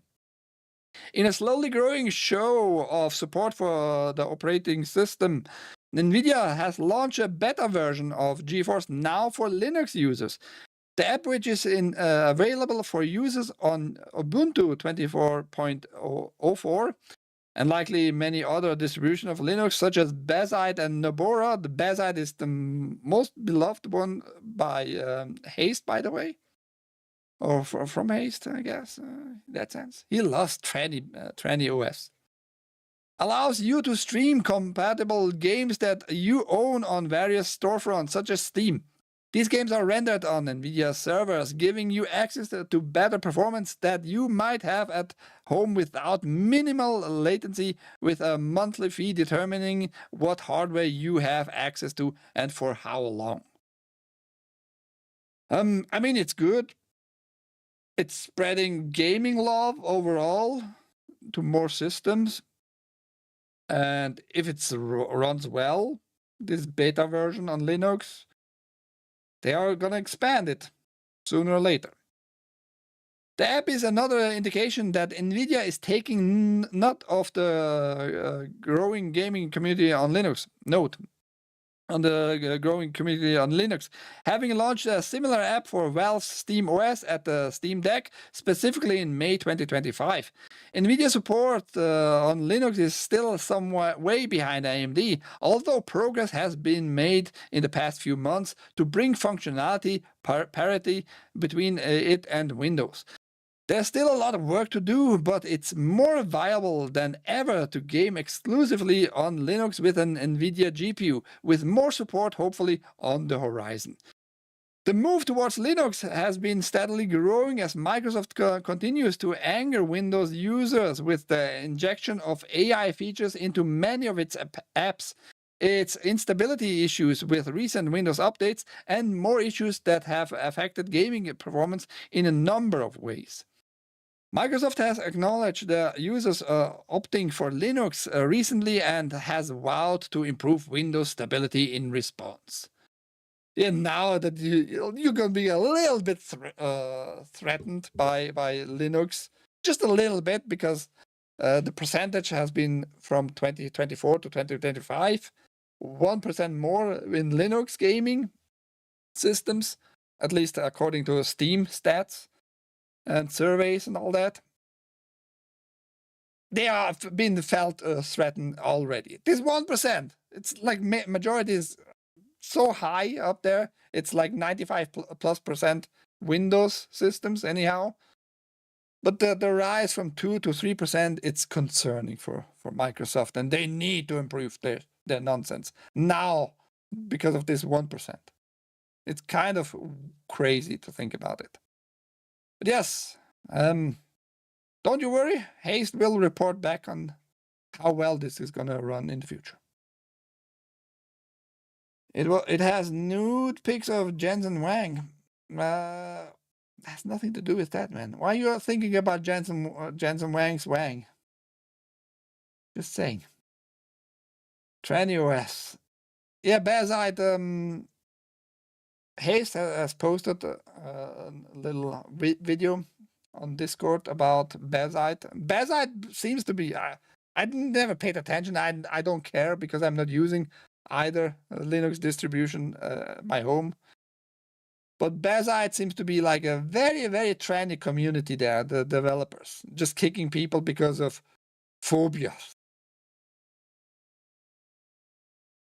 Good tired of MS owning everything. The more you buy, the more you save. Everyone has a 10,000 command center. Buy my GPU, it makes me happy. People finding out Windows 11 is a massive piece of spyware. Yeah, it was the same with Windows 10, to be honest. If you don't block stuff, you're gonna be spied on anyhow. I mean, Windows 11 is way worse because it just makes pictures the whole time and sending home to Microsoft without your strict consent and all that. But yes, if you don't pay attention, don't blame me for showing dick pics in the future around the globe of your system. From your system, more or less. The Last of Us TV show might be over after season 3. Shocker. Shocker. People already tuning out. I'm so surprised. HBO's TV adaptation of The Last of Us may come to an end after its 3rd season, a quote from the firm's CEO suggests. As part of a Deadline article, Chairman and CEO Casey Bloys, what a weird name. Bloys is asking if The Last of Us and Hacks will be finished once the season 3 has been released. Bloys responded, "It certainly seems that way, but on decisions like that, we will defer to the showrunners. So you can ask them." 3rd season of The Last of Us, which is confirmed to be happening, will adapt Abby's side of The Last of Us 2. And now presumably also include the Santa Barbara sequences at the end of the PS5, PS4 game. It's due out in 2027. Previously, it was said that the director, Craig Mazin, was debating whether to split the rest of the current story up into 2 seasons, and Blois was following Craig's lead on that decision. Now it appears the decision has been made to go with one longer season to see out the plot. With no 3rd game from Naughty Dog in sight, this is where the current known story of The Last of Us ends. The studio is working on the new IP, Inter-Lesbian Galactic, which is still at least a year away from releasing. Yeah, probably a little bit more than a year, and it's gonna flop anyhow. Anyway, I'm really shocked. I'm absolutely shocked that it's not gonna have. Most likely, 99%, it's gonna be sure not gonna get a 4th season. I never watched one episode of that dog shit because mainly this dude and this ugly bitch. She's so ugly. I don't like to comment on people's appearance really, like that specific, but she's just fucking ugly, and it doesn't make me watch or want to watch any episodes of this show. So the 1st season was released. Newcomers watched it, kind of liked it, despite having a one gay couple in the 1st season. The 2nd season then was like showing people what they can expect because it was dog shit from the part 2 game-wise, just ported over, and it went nowhere. The game did not good. The 2nd season did also not very well. I'm shocked that they will not go on with a 4th season. And Neil Cuckman left the production like early on, more or less, after season 1 pretty much. And I wonder why you would leave a successful production if it was really that successful. He already saw that it's gonna go nowhere, and I'm surprised that they went with a 3rd season in the first place. But yes, if you're gay and you like Naughty Dog bullshit, you're gonna love season 3, I guess. Linux is so much better. I'm running new games on a 11-year-old CPU. You're such a Linux sim-paste. It's unbelievable. The gash of us, what? Alien Head Girl, Fatal Alcohol Syndrome. The one who deserves to be called a beaner is Pedro Pascal. Can he even speak Spanish, though? Can he? Also, I know El Mascarada's real name, by the way, because he was gifted the figure Jaina Proudmore by Cheddar Thief. I already packed it. It's laying around here on the side. this week, gonna get out the house when I feel going out the house. I already talked a little bit about High Guard, and I guess let's talk a little bit more about it. High Guard already trying something different as player numbers plummet to very bad numbers for sure. After a fairly strong start for the free-to-play release, the number of active High Guard users has dropped dramatically. One of the big complaints is how large the maps are, which combined with the fact that the only mode is 3 versus 3 means there's a lot of empty space. To combat this, developer of Wildlight Entertainment has added a new experimental mode for the weekend that supports 2 teams of 5. It adds an extra 4 players to the raid mode, but the standard 3 versus 3 mode remains available too. In this time-limited mode, which is over now, there are now 10 lives instead of 6, and players' respawns take slightly longer. The social media post announced the bonus mode then comes with the following note. As most of you know, we are working on optimizations across the game. Many are in this patch, and 3 versus 3 should see good improvements. But adding 4 more players to the game is not going to improve performance, right? Please keep that in mind as you try 5 versus 5. That is absolutely crazy statement in general. And that I didn't know that prior to have read this article, that the game had only one mode, 3 versus 3. That was it. I mean, no wonder people are already tired and not playing this game anymore. How can you release a game with only so less content?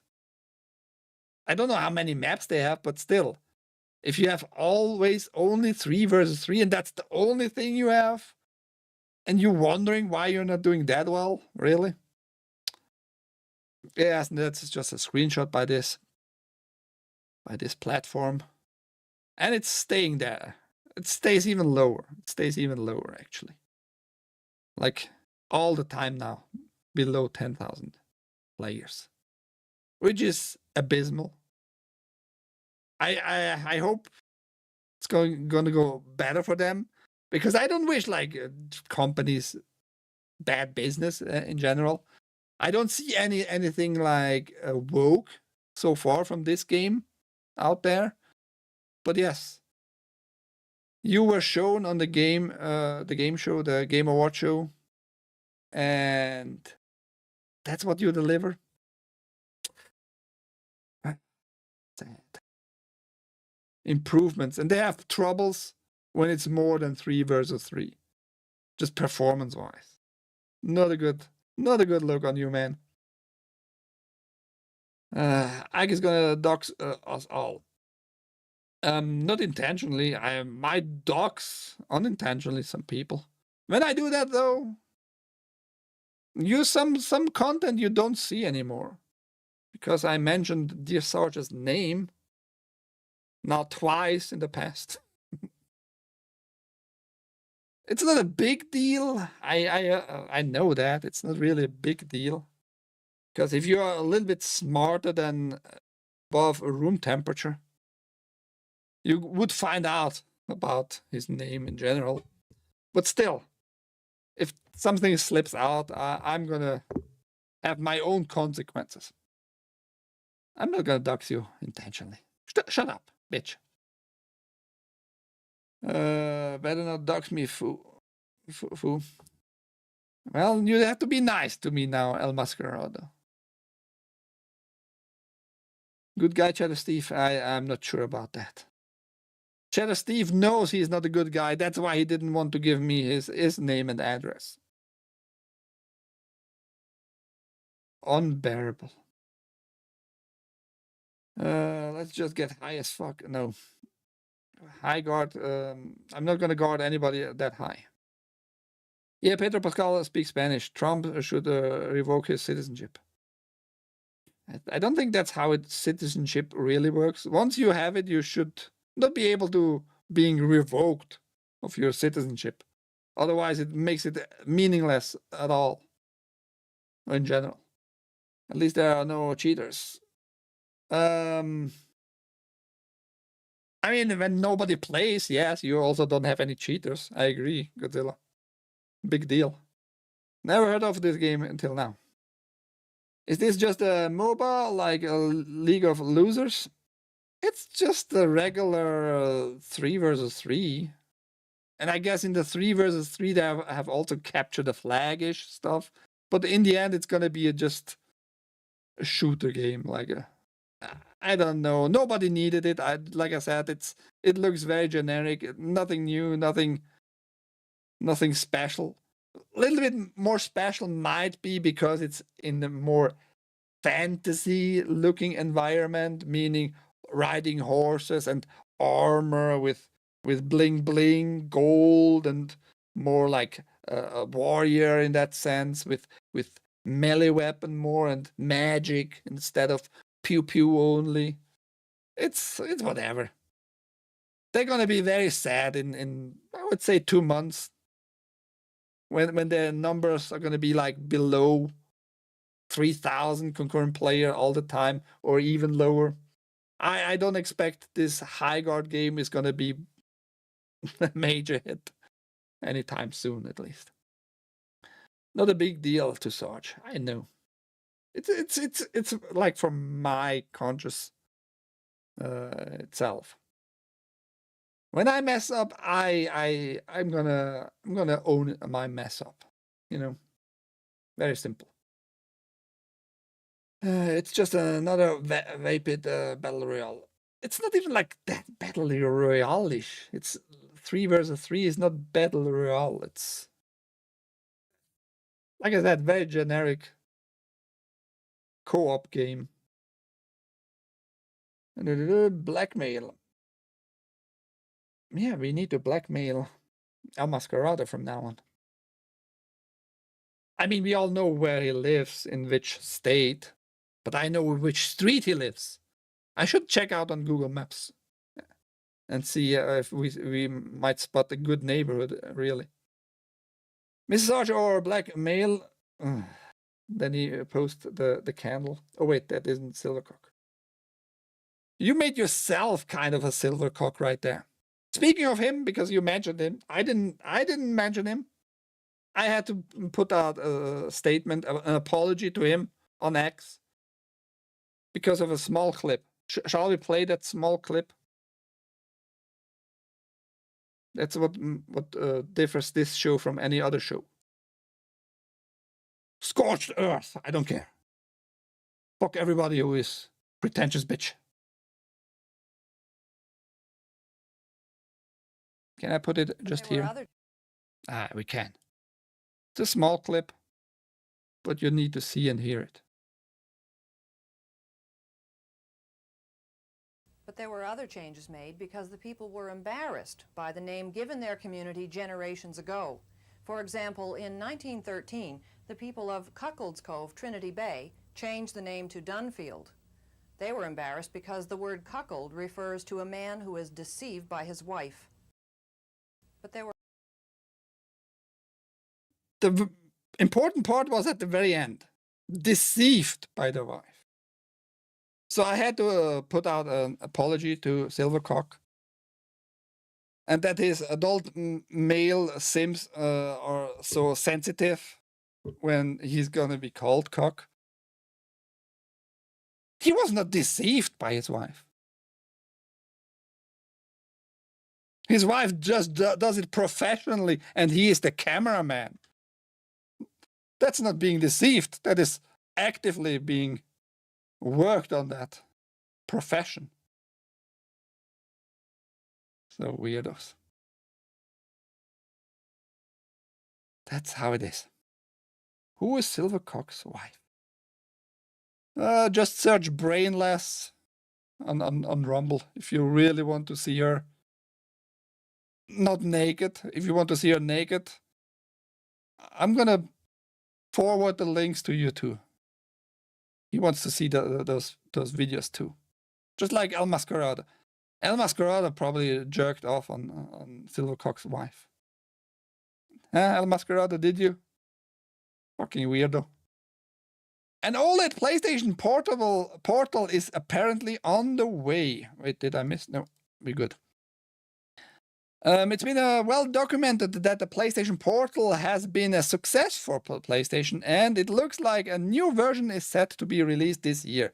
According to the well-known leaker Kepler Al2, PlayStation is still committed to releasing a standalone RDNA 5 handheld, but it's also set to release an OLED PlayStation Portal with a potential 120 Hz display.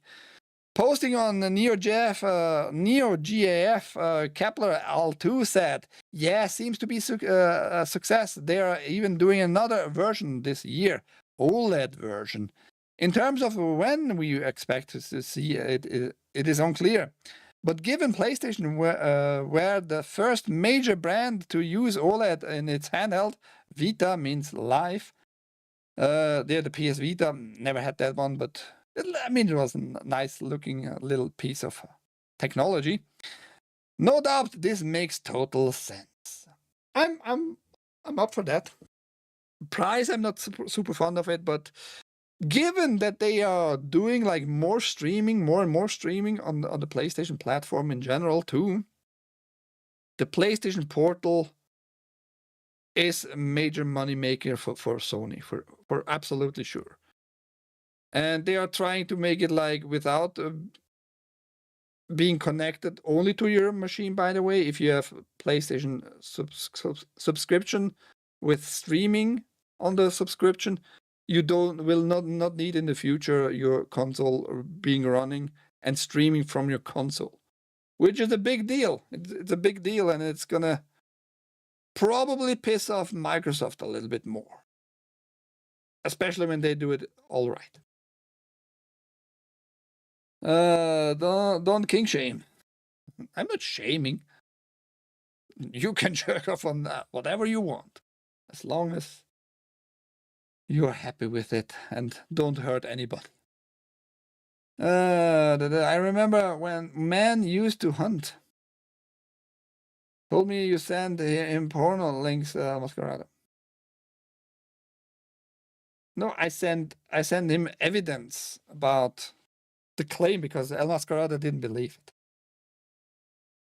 But everybody is friends with Silvercock. Everybody on Rumble. If they are not me, at least it seems. It's so weird. No, yeah, don't need to bookmark them. You just can search for her name. And you will find stuff. You will find. He should be jailed for damaging your eyes. I guess then bookmark. No, lol. No, he liked it. Because Latinx people kind of like all the big booty white bitches. They are a little bit black inside too. Okay, let's see what's going on with Jeffrey Epstein and why this platform actually found connections to Xbox related stuff. Emails reveal Jeffrey Epstein was banned from Xbox Live. I wonder why. Now we're gonna hear why. Earlier today, the Department of Justice released more than 3 million pages connected to convicted child sex offender Jeffrey Epstein. And as people have started digging into all the new emails and documents, we are learning a lot more about Epstein, his elite inner circle, and also that apparently he was banned from Xbox Live over a decade ago. On Friday, Xbox Era spotted an email from December 2013 sent from Microsoft and Xbox Live to an email address used by Epstein in many of his illicit communications. The email was letting the then alive, he is still alive, probably because that we got also some kind of hints in those documents that he is still alive, which is weird. I mean, speaking about Epstein and his not killing himself, those pictures we got of this one body didn't look like Epstein. Decaying or not, doesn't matter. It didn't look like Epstein at all, really. Different, completely different ears, the nose different, and all that stuff. Many people already were like skeptical if he really died, or if he's maybe in a program, witness protection program, and he's gonna just put everybody in jail. You know, this 25 plus D chess gameplay they're doing in Washington. Bullshit. But I think he might be still alive.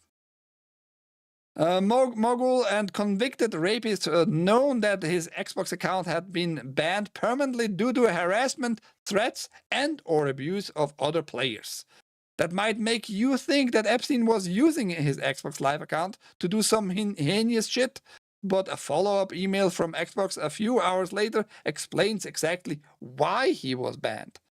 Epstein was banned because he was a registered sex offender, and Xbox works with law enforcement to keep these kinds of people off its gaming network. While Epstein had been a registered sex offender for years at this point, another email spotted by The Verge seems to indicate he didn't create an Xbox account until October 2012. Microsoft joined and New York led a legal initiative to remove registered sex offenders from online platforms in April 2012. So it took some time before Xbox caught Epstein and kicked him from the service. It's unclear if Epstein actually used his Xbox Live account to play games. Other emails revealed it's in today's massive dump, including him asking about an Xbox 360 Kinetic in 2014. Another message from 2019 has him asking, why is there a $25.24 US dollars charge on Xbox? I mean, a legit question. Microsoft just getting his pedophile money without his consent. How is that possible, huh? Kind of an interesting pieces here that he asked for Kinect stuff. And Kinect, for people who don't know, like the Sarges, who have no idea, it's a camera which scans you and puts you in the game. Very simple formulated there. I wonder why he was interested in particular that part. Like, isn't that a little bit weird? Like, that was his only question. And a few years later about the money being charged. And why he cares for those $25. All weirdness going on here right now. Now, he was banned because he was a registered sex offender. On one side, I find that amazing and good that Microsoft and Xbox did that and still probably does that, keeping the sex offenders away from the platform. On the other hand is my question, how would they know in general which people are sex offenders and which not? That means they are connected to databases. That means that sooner or later they are going to be connected to more databases, and probably are already. And maybe if you have like a ticket, speeding ticket somewhere in the database, you might not be allowed in the future on certain platforms. My saying is here, my concern is like those companies have maybe too many accesses, too much access in general to too many different government issued databases. So I'm not sure if I like that idea, that thought behind all those connections and relations with those bigger corporations and the government. I'm very split on that. I'm very, very split. Holy shit, Silvercock's wife is the most plastic and fake looking woman I've seen. And you're in love with her already. Her lips look like an allergic reaction. I like I said, I don't like to comment on people's looks, really. I don't care for And yes, if I would just go like visually, she's not appealing to me. And she was once way more fatter too. I'm gonna send you the links after the show of the good stuff for you, Haste. The stuff El Mascarada jerked off. You're not gonna like it, probably, but I'm still gonna send it. But Bill Gates can use his Xbox. Well, Bill Gates is not yet. That might never happen. He's not yet a registered sex offender. He's not a convicted rapist. So there's that, dear Sarge. 360 reach around edition. That sounds disgusting. Massive dumb shit. If Bill Gates is friends with them, they're probably revert. More cushion for the pushing. You can push as much as you want. As long as you pay her, El Mascarada, Silvercock is fine with it. Otherwise, it's going to be deceiving him.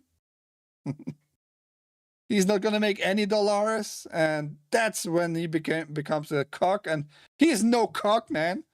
By the definition of this lady we just saw in the video. You know? Keep it real. Keep it factual, please. The good stuff. The good stuff. More emails have been, or more the stuff has been revealed, gaming related. Jeffrey Epstein sent 5 Nights at Freddy's porn via 4chan links, email shows.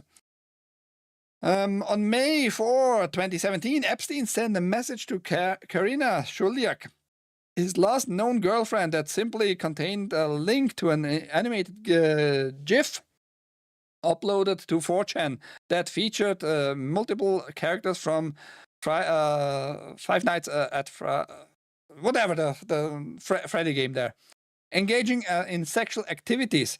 The animation was apparently made in Source Filmmaker and was shared on 4chan in April 2017.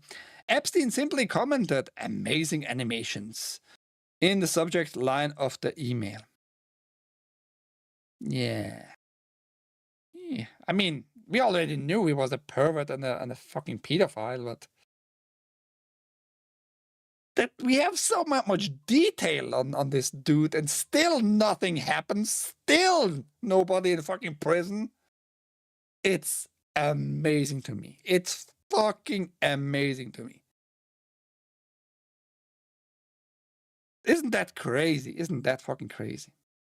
But hey, guys, everybody, Dan Bongino came back today, and I think he made Rumble having some spasms in the whole network. At least we got Dan Bongino back, right? Who fought? Don't let go of the Epstein stuff. The cutesy talk is over, everybody. The cutesy talk is over. Don't let go of that stuff.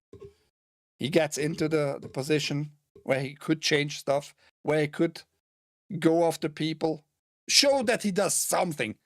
He doesn't need to put like 1,000 people in handcuffs right away. But he did the exact opposite.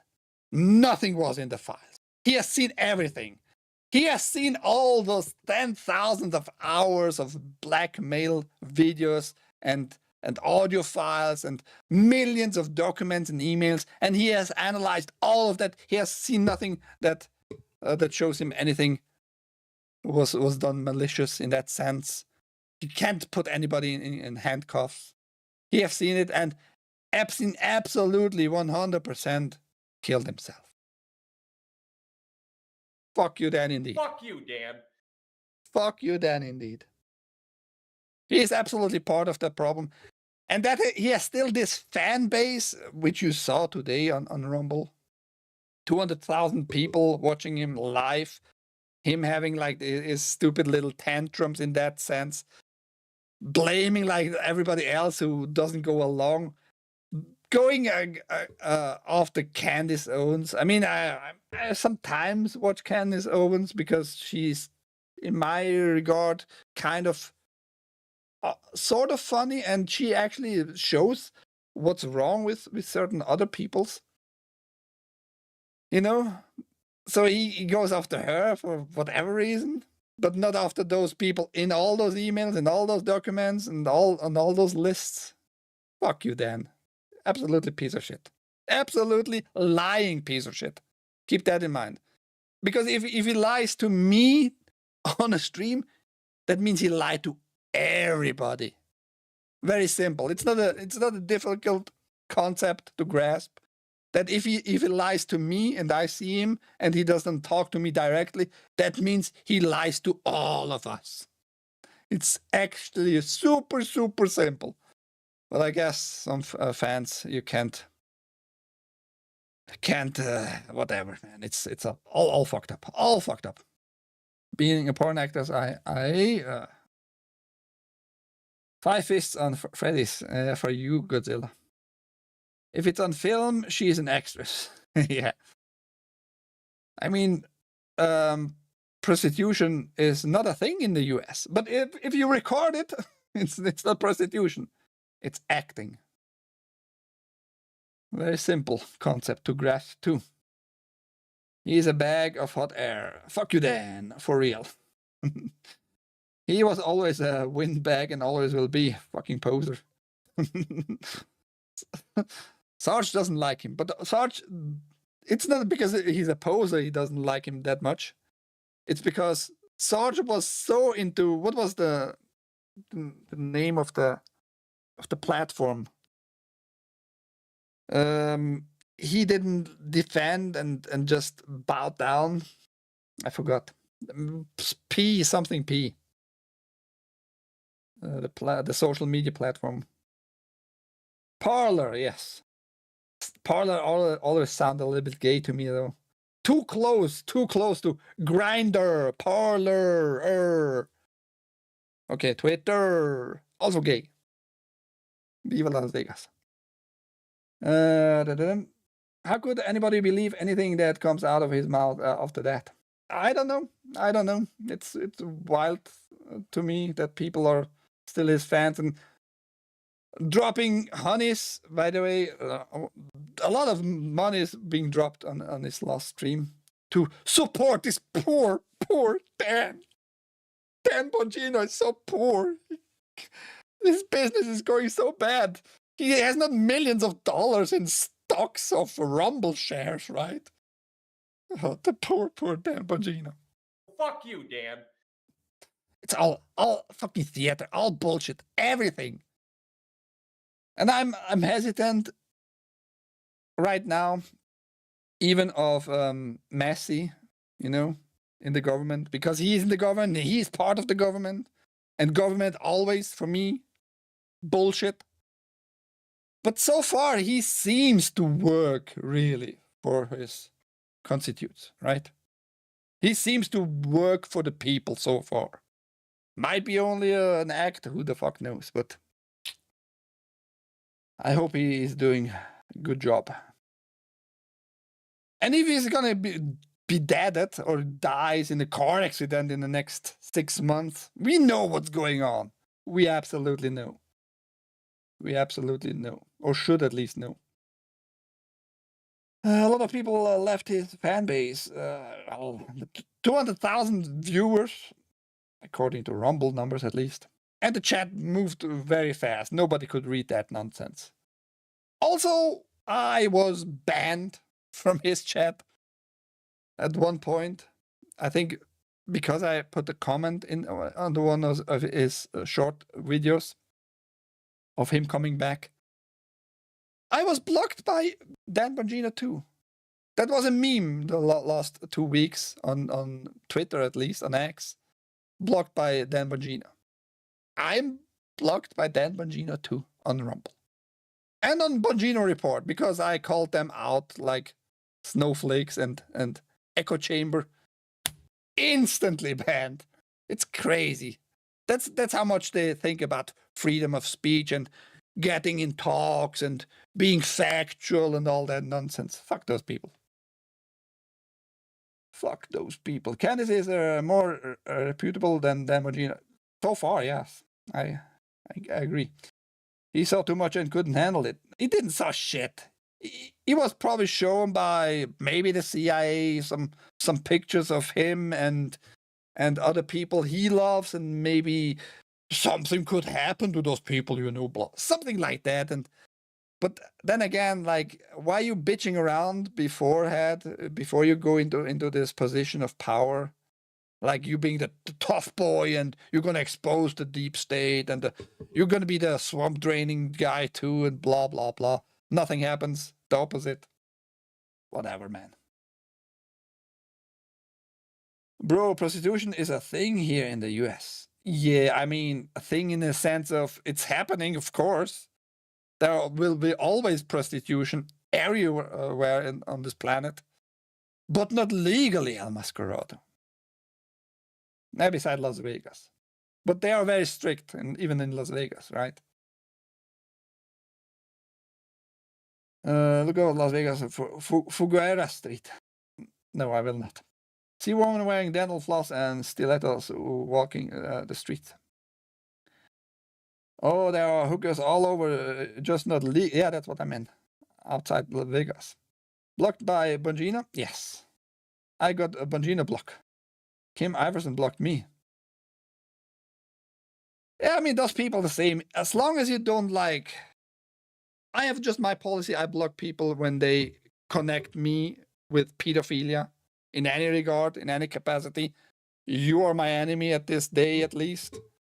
You know, you're going to be banned. I don't care who you are. You're going to be a bitch to me in my chat. No, not going to happen. And when you spam in my chat. So even if those more libertarian people like Kim Iverson, if they ban you, there must be a good reason, in my opinion. There must just be a good reason. Otherwise, you're being the same fucking bullshit personality out there. Fuck you then.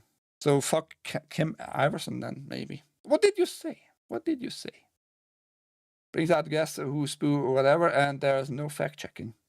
I said this guest has his head up his ass. Yeah, maybe like a rude comment from you, Haste, but I don't think that's a bannable offense. Those people, be careful, like, you sound racist and shit. I don't give a shit. Sarge, you know me long enough. I don't give a shit about that shit. Racist.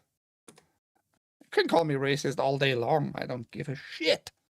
I don't give, not even like partial shit. That doesn't matter what kind of shit. I don't give it. I just don't give it. If I want to say retard tranny nigger faggot, I'm going to say retard tranny nigger faggot. And if I'm going to be able to call anybody on my show beaner, I'm going to do it if I want to. No appetizer shit. I'm not the guy who has a full folder with pictures of real shit, Sarge. Where were we? Here. Let me finish this article.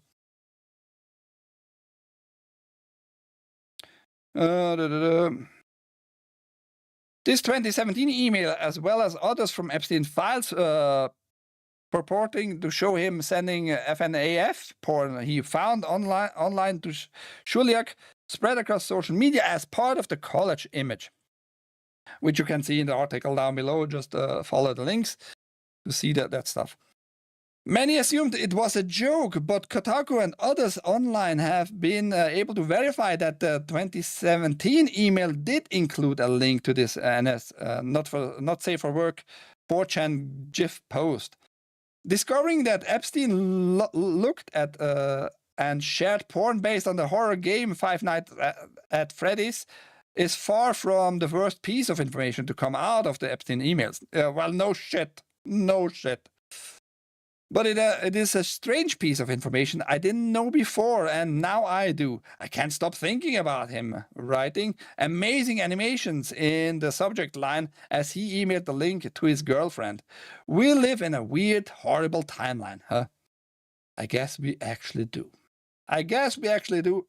I want just to see people in handcuffs, and I don't care for your national security, not for the US national security, not for the Canadian national security, not for my Swiss national security.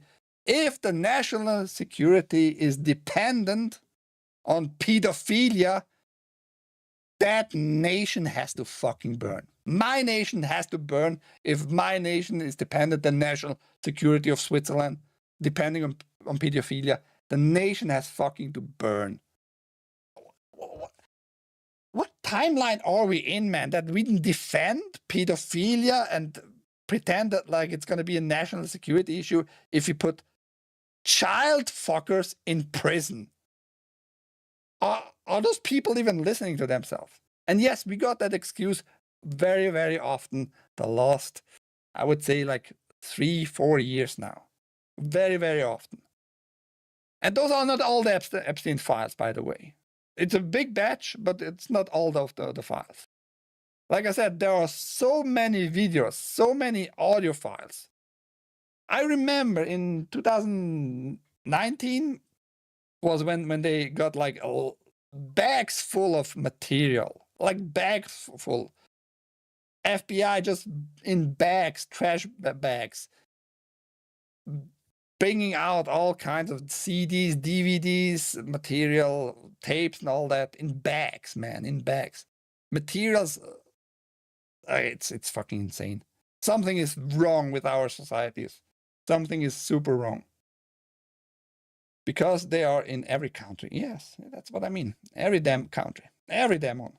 Yeah, fuck any national security deflection. Seems to get used extensively to hide all kinds of crimes. I mean, that is just telling. That tells you, as a regular human being, as a regular citizen of any country, if putting those people in prison and that means the national security is like in jeopardy, that means they don't consider your well-being and your conscience as the nation part too. You know, it's fucking weird. It's fucking weird. It's fucking insane right now. And so far, I see only Massey fighting those weirdos. I'm kind of surprised that the law was passed, but still nothing really happens. Still nothing. On the other hand, of course, all that data has to be analyzed by more independent sources and all that. But still, 2019 was the stuff I saw. People from the FBI in bags with bags, running out pretty much of the Epstein buildings. They had plenty of time to analyze all those data and put at least like visibly for the world to see everybody in prison. And back then, I heard also one theory that COVID was actually made and spread, and all those lies and about the illness and about people dying and all that, because of two reasons: hiding all the global cabal, all that global pedophile rings, all of those, with COVID pandemic, globally, a global effort. Might be something behind that. Might be something behind that. I don't know. It's just weird that the technocratic surveillance global state, New World Order, just kept on moving along. We are more surveilled than ever before. But yes, that's just a small detail in all those files. Verified so far. Still nothing happens to anybody. protecting some recipients of those emails. Why that's the case, that's another question. Weird, in my opinion. Very fucking weird. Why protecting the fucking perpetrators and criminals even more? And then Dan Bongino wonders why so much more people don't go along with his bitch talks. Go fuck you, Dan. Fuck you, Dan. Fuck you, Dan. Weirdos. Now, in the same time period when this big batch of the 3 million documents, emails, whatever you want to consider, stock market got a little hick in their like price in their this value overall globally. Not every corporation, but globally, the stock market on the 30th of January got a kind of a little dump globally. It correlates with that dump of data. It just, I can't prove it. I can't tell you it's exactly because of that, but the correlation is a little bit too strong for my taste, I would say.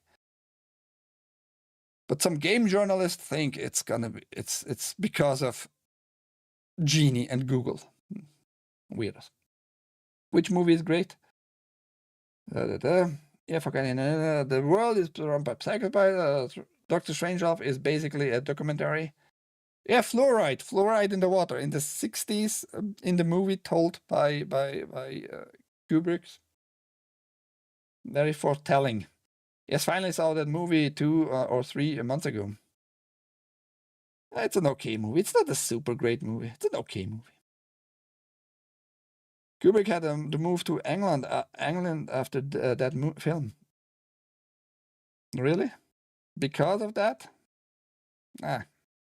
China also stopped the huge protest that was going on in Hong Kong and disappeared a lot of people under the lockdown. They killed Kubrick after Eyes Wide Shut.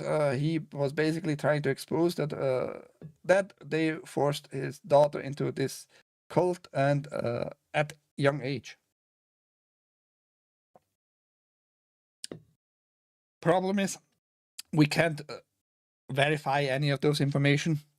It was just weird that supposedly the contract is not visible, is not public, but Kubrick had supposedly contract with Fox Entertainment, 20th Century Fox, that he is gonna publish the movie under his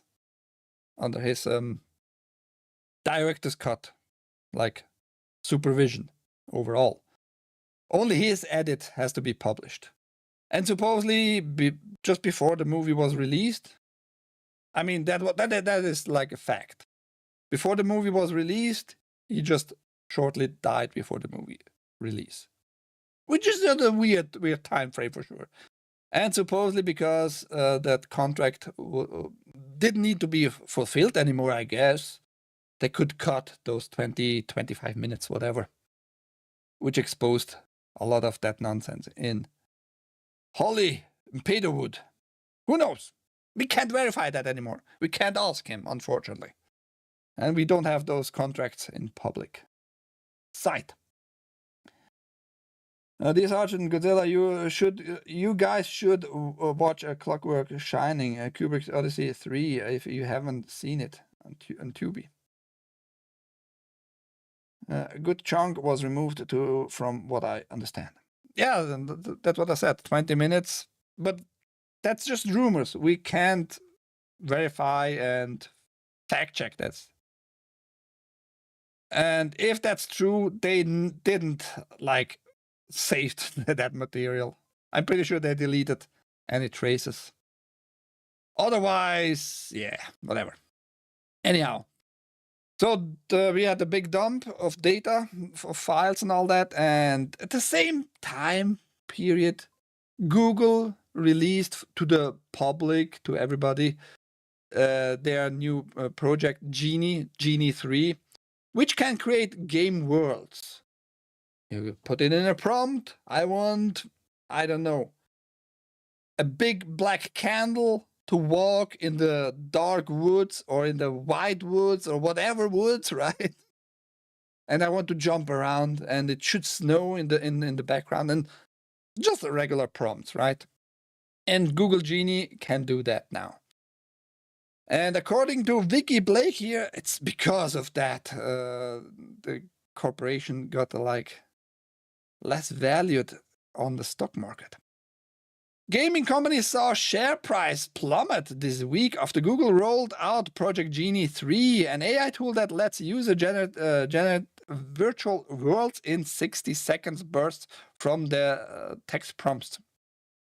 Companies like Take-Two, CD Projekt, Unity, and even Roblox saw between 8 to 20% wiped off the value of their companies, as spoken investors seemingly went into the weekend thinking tech like this would replace the game development process, which can't and, of course, don't do it.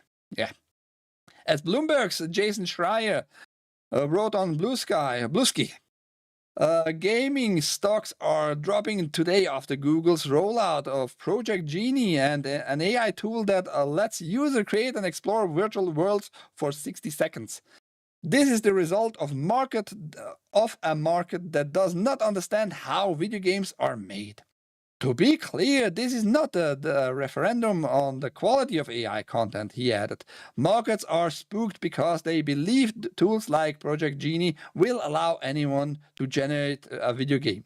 This is not actually possible. He then suggested traders take a look at this latest book, Blood, Sweat, and Pixels. And he gives us just one pictures here. This one other guy, Shinobi guy. A little collage of Unity, Roblox, and Take-Two and CD Projekt Red. And they attribute this plummet to Google's Genie 3, which is bullshit in my opinion. I have no ways to prove either way, by the way. But it is just correlating with the dump of the Epstein files, because the global stock market is having like a stroke, or had a stroke, in that same time frame. That's nothing really new on January 30th. Go look it up. Go look it up. Any market out there, just check out those graphs on all those markets in general. And I was also wondering, because the cryptocurrency market, or just crypto in general, got like also a big fucking dump on the same time frame. When exactly was the drop? I think it was on the 31st. Like everybody got notice of this dump of files.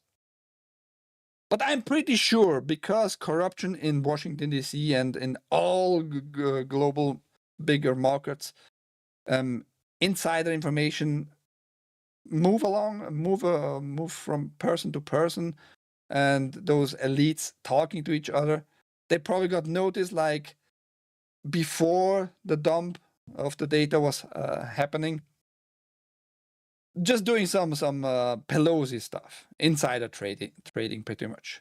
Oh shit, those files gonna be dumped, and it's not gonna be good for the market in general, because all kinds of people in high positions are being mentioned, and we see names we haven't seen yet, and we might better just sell our stuff before, just to not lose too much money.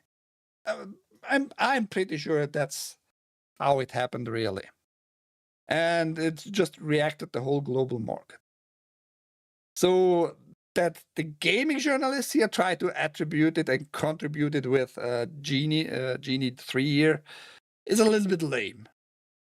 Especially Jason Schreier here has probably just a very narrow view on gaming issues in general, and telling us, yeah, because Google Genie was released in the same time frame, that's the reason. That's the reason that everybody was like spooked. Oh shit, I can generate very generic, stupid, nonsense games with Google's Genie.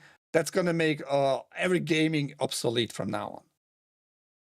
It's gonna take at least 5 years till you can put a prompt in, and it's gonna give you like a full-fledged games. Morons. That's not the reason. That's what my point. But yes, just showing you what's going on also in the gaming spheres.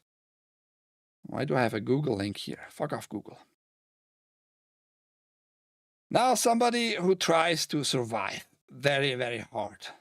Rumor, Mind's Eye Dev splits from Hitman publisher, seeks to fix 2025's biggest flop.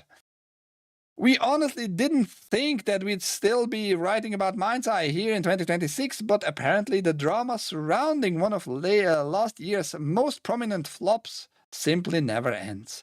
According to an insider gaming scoop, Mind's Eye developer Builder Rocket Boy will soon announce that it's parting ways with IO Interactive, the company behind the modern Hitman games and the publisher of Mind's Eye. Supposedly, this is a bit to restructure Builder Rocket Boy business and gain more control over its future. Despite large-scale layoffs, the studio had previously stated that its plans to stick with Mind's Eye and work to improve the overall experience. Introducing user-made content on PC was key to this approach, but going by Steam's player tracking data, the game's almost completely dead. Yeah, they released something very unfinished. Everything was buggy, glitchy, and it looked horrible. It didn't work well gameplay-wise.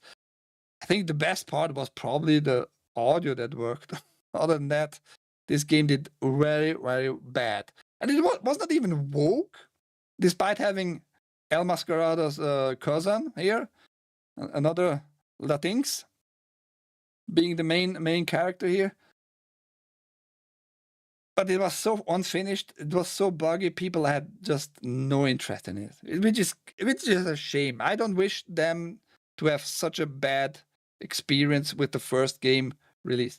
And it did not also well, I'm going to repeat that for them, that the CEO of Builder Rocket blamed it on all kinds of issues on actually Rockstar, because Rockstar supposedly sent some reviewers after Builder Rocket Boy, which was nonsense. They had zero proof of that at all. So what is wrong with those people? Blaming certain stuff that has zero relations to each other. That was also a bad move. I mean, if the game will get recognized in this year, I wish them luck. That's all I can say. Latinx. Yeah, that's how you should call them. El Mascarado loves to be called Latinx. Trust me, bro. Oi, Kenesi. Lurking while working. Kenesi is not a fan of this because it's going against Rockstar, and Kenesi is the biggest Rockstar fanboy on Rumble, at least. Sega talks Sonic Racing Crossworld sales, says initial performance didn't meet expectations. Sega shared a few words about the sales of Sonic Racing Crossworld. This comes as part of the company's latest financial results presentation towards the end of the last year, but it is making the rounds today. It was previously announced that the game had sold over 1 million copies worldwide. Although that's an important milestone, this isn't enough for Sega. Executive Koichi Fukuzawa has said that the initial performance did not meet our expectations. Sega intends to give the title further support, including additional DLC, to help sell another million copies within the fiscal year. Fukuzawa said, "Now I'd like to talk about Sonic Racing Crossworlds. It has received high ratings, scoring over 80% on Metascore and Metacritic, and earned an overwhelmingly positive rating on Steam's customer reviews. We recently announced that the worldwide cumulative sales have surpassed 1 million units. However, initial performance did not meet our expectations, and we are aiming to sell approximately another 1 million units within this fiscal year. We aim to sustain long-term sales by encouraging players to enjoy the game over time." through the continued support of the title, including ongoing release of additional downloadable content, which gonna cost you an arm and a leg more. This game would have sold so much better if they didn't just demanded so much for it, like just money-wise. It's way too expensive. In my opinion, it's way too expensive. It should have been maximum $55, you know, and those DLC packages would have done probably good over the time. Because you're gonna get just a regular game for $70, I think it's still. And the DLC packages gonna cost you like $10 or $20 or something like that, like Nickelodeon characters and all that. I'm pretty sure the game is gonna be fun and all that, but the fun has just limits money-wise, what people are willing to spend on the fun. That's just my point here. You would have done so much better with just demanding less dollars. Are we all at work here? I don't know. This stream is working and ADA compliance makes my job bearable right now. What do you mean ADA compliance? What is an ADA compliance? Educate me, bro. Good news at last for everybody who has a PC. Get 3 games that kickstarted the survival horror genre for free for a limited time. GOG is giving away the first 3 Alone in the Dark games for free for a limited time. For the next 3 days, GOG users can claim the survival horror trilogy via the giveaway section on GOG. All you have to do is click Add to Library and the horror games are yours. Nice. That's like good ending there. Go to GOG.com. It's gonna have a banner somewhere, and you can get free games. GOG does that quite often. Actually, they give you, albeit very old games for the most part, but still, they're giving you all the time free games. Good move by GOG. Besides that, everybody, we are done with the news. I hope Epstein didn't got you annoyed more. It got me annoyed. Again, I find it just astonishing. No handcuffs, nowhere to be found. I don't know how that all works. I really don't know. It's weird to me. It's just weird.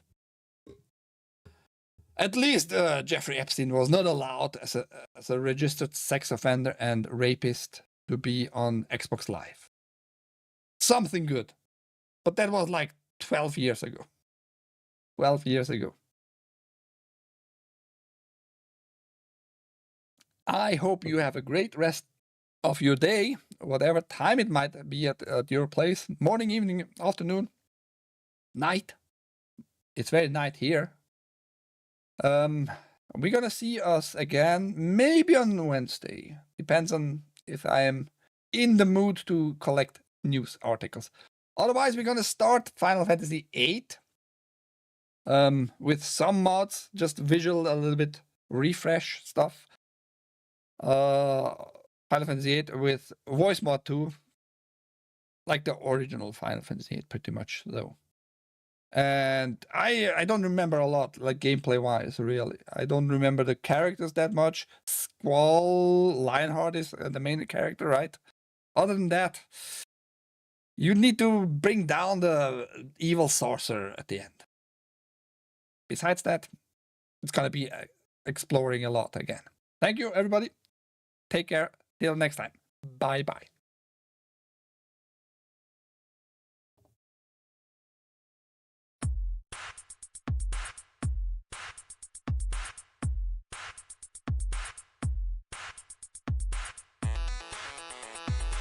Fuck you, Dan.